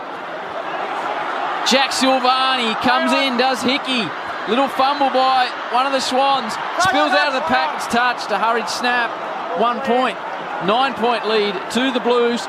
4 minutes on the clock. 10-point lead. The Swans need 2 in the last 4 minutes. And the Lizard needs to go down the guts. He's shaping that way, the Lizard. There's another Sherrin out in the field of play that D-Rod hasn't spotted. Might want to go and get that, D-Rod. He's going to be bold. Heaney, it's a good man to go to. Chera fisted it away. No free kick. Fisher, he had a sider before. Can he beat this one through? He can, Zach Fisher. Have a listen to the Carlton fans. They're out of their chair. They can take a little breath. Back out to 16 points. That is all on the Triple M Beacon Trade scoreboard. First time for a while, Brownie, they've actually been able to keep the ball in their forward half. Yeah. And that was just a mongrel punt. He just sunk the slipper into it, didn't he? It was a massive spoil. Not sure who did the spoil. We said a half minute on the replay. Yeah. But it was a great spoil at centre half forward, and the ball came back again. Walsh made the right decision, but Fisher just slapped on the boot. And in the end, it rolled through. But I was talking about Michael Voss needed to have some forward structure in their half of the ground, and they got it the last 5 minutes because they were able to get the ball in their half of the ground for the first time in how knows long. I think it was Hewitt with the spoil. How knows long. How knows long. I feel the box is just about vibrating, not quite shaking there. He's lost the plot. But how knows long Brown summarised it perfectly.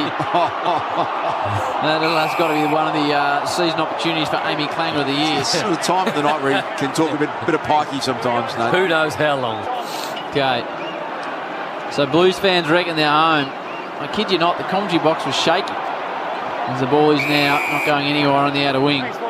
So once again, Carlton have given up a big lead, but once again, they'll get the 4 points. Well, they're 16 points up with 3:30 on the clock, so you figure they'll get there. Heaney flicked the little handball out to Parker. Tumbles a kick. Logan McDonald has been impressive tonight. Back to Warner. They're not done with yet, Sydney. Can Ollie Florent get a goal from here? Shapes towards the goal square. It was touch play on. Heaney thought he claimed the mark. Wittering came at him. Brilliantly done. Jacob Wittering's been enormous tonight. Come up with the big plays at the right time as Cottrell tracks the boundary line, but the mark's been taken by Hickey. Hickey does play on, and he's gone. Dogfoot has had the ball turned over. I reckon that's your game now. Well done to Jack Silvani. They'll slow it down now. They'll look to chip it sideways, backwards. Who's got the votes tonight? Nate or Chief? Don't care. Marked by Curnow. I'm fascinated to know who gets higher, Curnow or Wiedering tonight. Don't presume to influence who's in the votes. No, I said I'm fascinated to know who gets higher. It's a good question. Charlie Curnow set it up for them, and I reckon Jacob Wiedering has saved it for them. Bit of a quandary for the vote givers. Doherty's just sucking time out of the clock. The umpires will give it to Curnow. High ball inside 50. Oh, a big fly.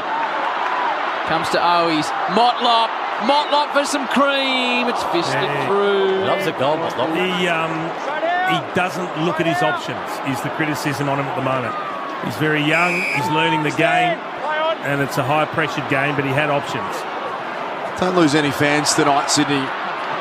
Regardless of the final result, they're storming home still. Hayward at full speed decided to go short. It was the right option.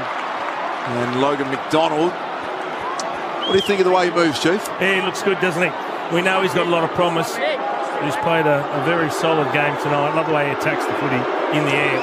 Very conscious of the clock, so he's got moving into his routine as quickly as possible. And unfortunately, He has steered it to the near side from a Sydney Swans point of view, but it was in a tough, tight, competitive game. Logan McDonald has been pretty impressive. 15-12, 102 to 13-8, 86. That is the Triple M Beacon Trade scoreboard. Distance tracker has Sam Walsh leading all comers with 16.5 kilometres. The Blues will hang on.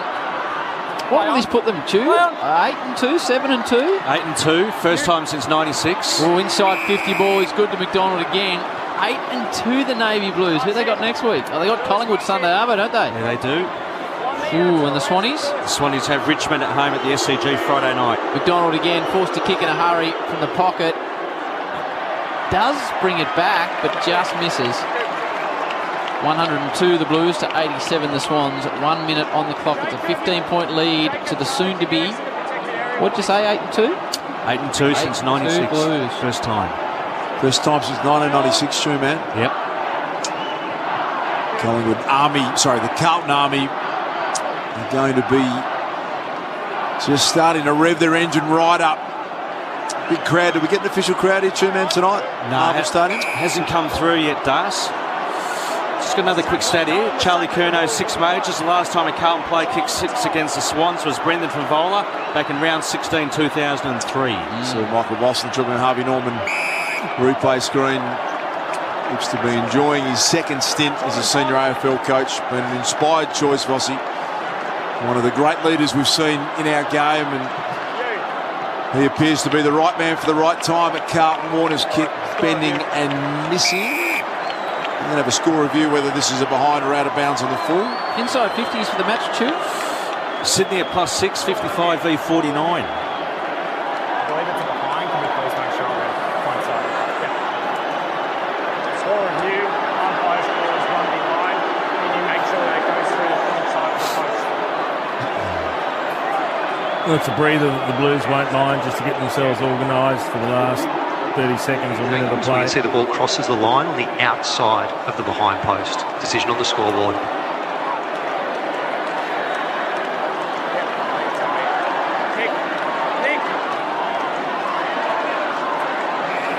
No score.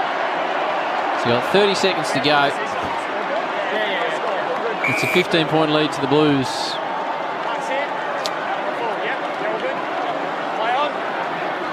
They bring it back in off the boot of Newman to Carlton. To Koning with another fly. Motlop out the back. Hand pass to Kennedy. His hand pass goes back towards the line. Now back to Kennedy.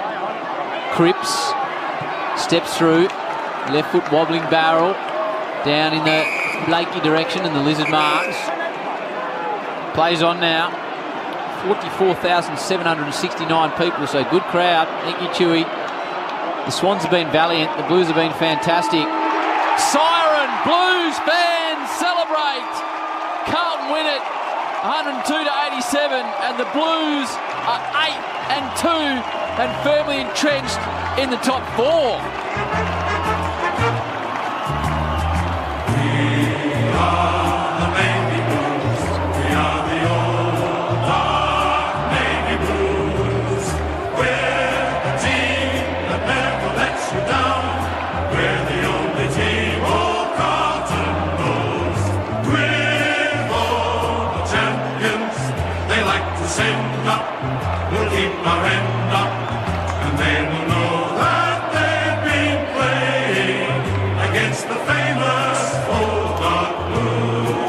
By point at quarter time, 38 at the half, the Blues, 17 at three-quarter time, the Blues. In the end, they got within 9, the Swans, but the Blues kicked the last through Fisher, the sealer, to win it 102 to 87 by 15 points. Charlie Curnow kicked 5 in the first half, 6 in total. Papley kicked 3, as did McDonald. In what was a thoroughly entertaining game of football, the main injury story, Josh Kennedy, with what looked to be a serious right hamstring. But we got value for money tonight. We sure did, Howard. We got everything tonight. We had Charlie Curnow kicking 6 goals. We had the Blues kicking 9 goals in the second term and just blitzing Sydney and playing some of the best football we've seen this season so far. And then after half-time, Sydney reset. They got numbers behind and around the footy, and they played a much better brand of what they did in the first half, and they didn't allow Carlton to get the run and carry game going. They stopped their outlets, and little by little, they got back in the game. They trailed by 38 points and they chipped away at it. And I'll tell you what, with the amount of inside 50s they had early in that last quarter, you can make a case for Sydney almost blew it. They probably should have been in front in that last quarter, but Jacob Wiedering stood up. Defensively, they stood up tonight, Carlton.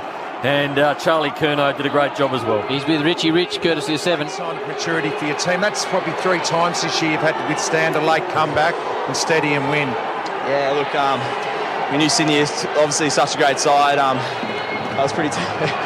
Yeah, it was obviously that last half. It was, they're going to come back at us, and they really put us to the sword. And it's such a great game to play on Indigenous round with a few of the boys around. Unfortunately, Zach went down during the week and Motzi, so it's just a delight to run out every week with them.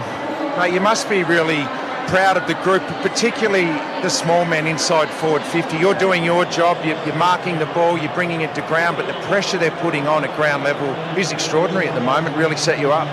Yeah, look, it's a pretty easy task if you get to ground. These boys are going to fight to death for it, and Dirds and Motzi and a few of the boys getting shots on goal. So, mate, loving my time with the boys at the moment. It's great. Mate, you're a modest man, but you're leading the Coleman medal at the moment. You've been out of the game for a couple of years. You just must be super excited to be playing footy, but to have confidence in your body. I picture myself every time I run out here.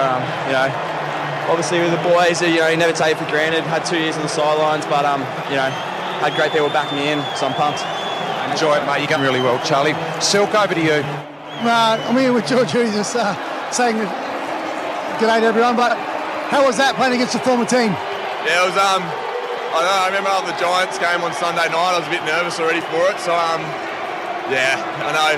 It was just a bit antsy in a 7:50 game, you're sort of waiting around all day. I didn't know if I was going to cover, but they're just a tough side, Sydney. They have so much respect in this competition, and but it was always great to get the win against them. Another 32-9 clearances. You've been one of the recruits of the year. Looks like you've taken the game to the next level in everything, in every single stat. What do you put that down to? I think I just have a good balance. So when I'm at the club, I just try and get the best out of myself, and I've got a young family, so I try and have full energy at home and not think about footy at all. And I think so. Then you come to the club and I just feel refreshed and ready to go. And you were just saying before the last bit of that quarter, you were really nervous. What were you thinking when they were coming and you guys were trying to hold on? Yeah, we've had a few of them, Doggies, Port Adelaide. So it's just, if we just get that one against the flow, which we did with Fish, which is an amazing goal, we're a young side, but we're so confident in what we're doing, so it's exciting to see. No worries. Thanks, mate. Great form as well. Thanks for joining us. Great stuff, Sean Burgoyne and Georgie Hewitt. The crowd tonight that saw Carlton win by 15 points, Chief, 44,769. The second largest home and away crowd between these two sides. The best has been 45,000, so only 231 short of that. It shows you when the Blues get rolling, Chief. Yep, the bandwagon's up and going well and truly. A bit like we saw with all those Tigers fans. Once they started to play good footy, they came back out. And the Blue Army, it's up and running. Here's Wiedering with Richo. That's Jacob. Buddy, but no, they've been doing a super job all year. That's our strength. Certainly the contested ball out of the midfield, and again, we just had to do it a different way in the second half. I thought the forwards did a super job of presenting, and we held on and got it. What about Tom De Koning in that last quarter? Young player. What about the Dukes? I think he took 3 contested marks. Yeah, you certainly don't let him jump on you at training. He's a special player for sure, and his brother down at Geelong as well. So he certainly had a presence in that last quarter, and a big reason why we won. Getting excited up on Lygon Street, 8-2, entrenched in the top 4. Yeah, no, it's awesome. Can't take the baggers enough, and the supporters at home, thank you for all the support. We're on a roll at the moment, but we've got to do it week in, week out, and we can't do it without you. So, cheers. Well said, Jacob. Well done. Great stuff from Jacob and Richo. Congratulations to Big Richo, man. His third daughter earlier this week. Congratulations to him. 3 girls. Well done to Richie Rich. Did you see on the Harvey Norman replay screen how excited Greg Williams was running around the boundary line? Just hugging Vossi. I've never seen Diesel crack a smile before, and he was up and about running around the boundary, jumping all over Vossi. That was great to see. We saw him one night on a Friday night huddle where he was pretty excited, to be fair. He was trying to get the cork out of the wine bottle. Yes, for a Friday night feed, score a small McChicken meal and cheeseburger for just $6 on the My Macca's app. After the break, you'll hear the Blues song and you'll get the Triple M MVP award for homeloans.com.au, the best and fairest when it comes to home loans. The Blues are 8-2 after they dispatched the Swans by 15 points. McDonald's and Remont Water. Triple M Knox football. that quarter for Beacon Trade. Supporting tradies with over 120 stores, expert teams and a huge range of electrical products and services. Beacon makes every tradie's job easier. For Ream Hot Water, Triple M rocks footy. built tough for Aussie conditions. When it comes to water heating, ask your plumber to install a Ream. Triple M is your home of the Marty Sheargold Show. How's this? Division 1 in the $80 million Powerball draw went to 2 winners. That's 40 million each. 40 mil. Basic math. You'd be okay with 40 mil, wouldn't you? Division 2, there was 8 winners, and they each got 166,000. I mean, you'd take that. Oh, totally. Wouldn't you? Yes. Bit of lunch money. The Marty Sheargold Show. Weekdays from 6 on Melbourne's 105.1 Triple M. Hi, Rodney Jane here. When it comes to tyres and wheels, Bob Jane T-Marts looks after you in more ways than one. Buy 3, get 1 free, and up to $100 instant cashback on a great selection of top tyre brands including Bridgestone, Yokohama, Dunlop, Michelin, Goodyear and J-Trax. Buy 4 Monster wheels and off-road tyres and enter to win an Oztrack camper trailer, plus over 2Ks of extras from HEMA and GME. We'll look after you. T's and C's apply. Hello, Frank Walker from National Tiles. Tradies, at National Tiles we know how extra valuable your time is in this current building boom, so we've streamlined how quickly we can serve you. Just go online and order from thousands of National Tiles, adhesives, grouts and tools for immediate delivery or pickup. No waiting, no delays. Yes, at National Tiles our tradies are our VIPs, where we consistently strive to save you time and money every day of the year. Get in for amazing tax time deals on the latest from Makita, like the Makita 18-volt brushless 2-piece combo kit for $611, plus bonus Makita 18-volt brushless angle grinder valued at $349 via redemption. Bunnings Trade. Helping business is our trade. If you have a passion for podcasts about finance, you're one of us. Sure, this interest in interest rates blossomed on an obscure online forum, but now you take the long way home because that means more finance talk. Your podcast passion proves you're a financial well-being, a person who makes sound money decisions. If only your youngest self could hear you talking about interest rates today, they'd say something like, "Oh, cool." ANZ for financial well-beings. Your tax time savings are available now at Mercedes-Benz Berwick. With over 1,000 vehicles to choose from, there's no stock shortages this end of financial year at Mercedes-Benz Berwick. Plus, we guarantee to better any trade-in price on all makes and models. Tax time savings, an abundance of choice, no stock shortages and no waiting. Only at Mercedes-Benz Berwick, Victoria's most awarded Mercedes-Benz retailer. T's and C's apply. Licence 578. Cold flow. Heating and cooling. Gas ducted heating star upgrade sale is now on at Cold Flow. That's right, get a 5-star Braemar ducted heater for the price of a 4-star and save. Call now and keep your family warm and comfortable this winter and save with Cold Flow. Hurry, sale won't last. Call 1300 880 688. That's 1300 880 688. Cold Flow. Hungry on the run? You're never far away from 7-Eleven's classic slow-cooked Australian beef pie or traditional veggie pasty. Tuck into our range of hot food at your local 7-Eleven today.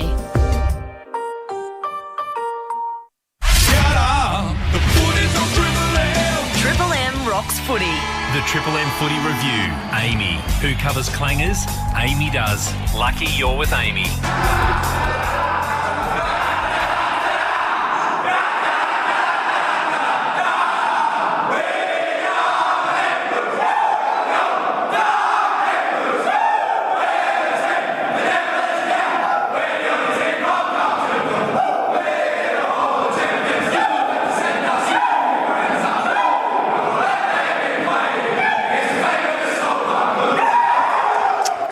It's one of, if not the best song in AFL football. The Blues getting it done by 15 points. This is the Triple M Amy Review. Who covers clangers on off the field? Amy does.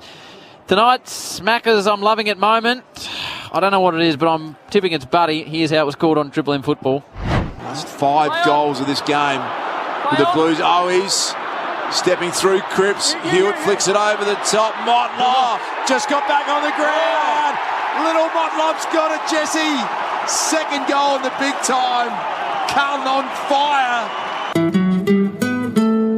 a monopoly on that award, hasn't he, the Duke? I don't hear your voice a lot when it comes to the Macca's moment. Because he's a much better caller than I am, Nathan.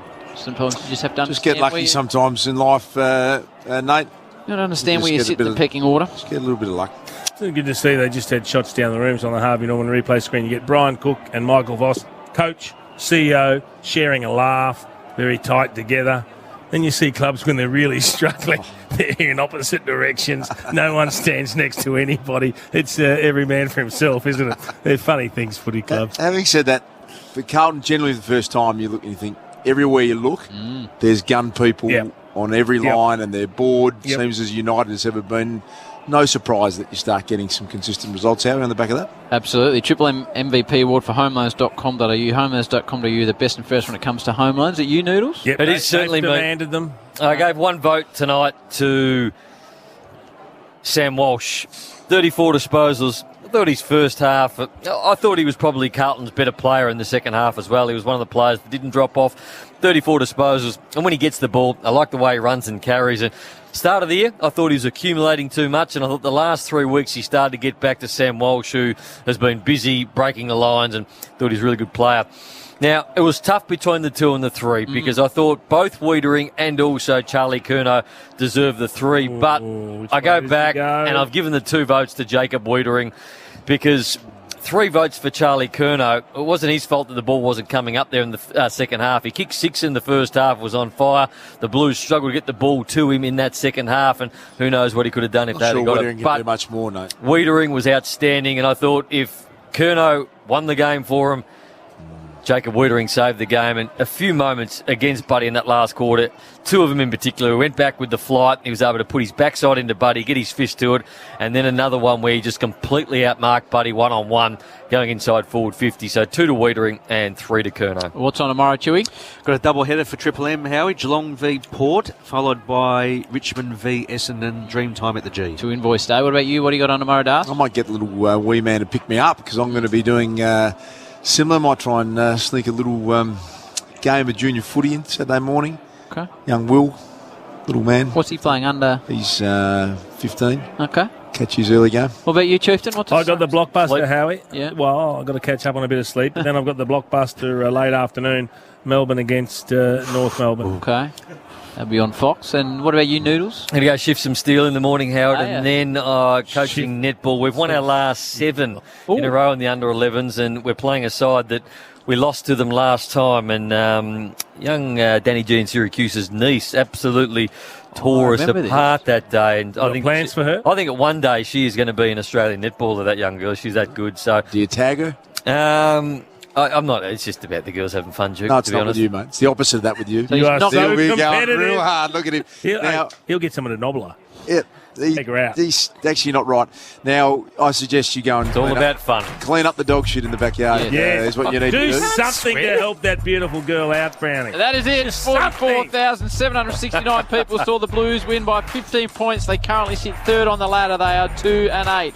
But up. That is all from Marvel Stadium. Have a safe night. Give your mum a hug, Chief. McDonald's and Remalt Water. Triple M rocks football. For the first time in how knows long. How knows long Brown. Summarised it perfectly.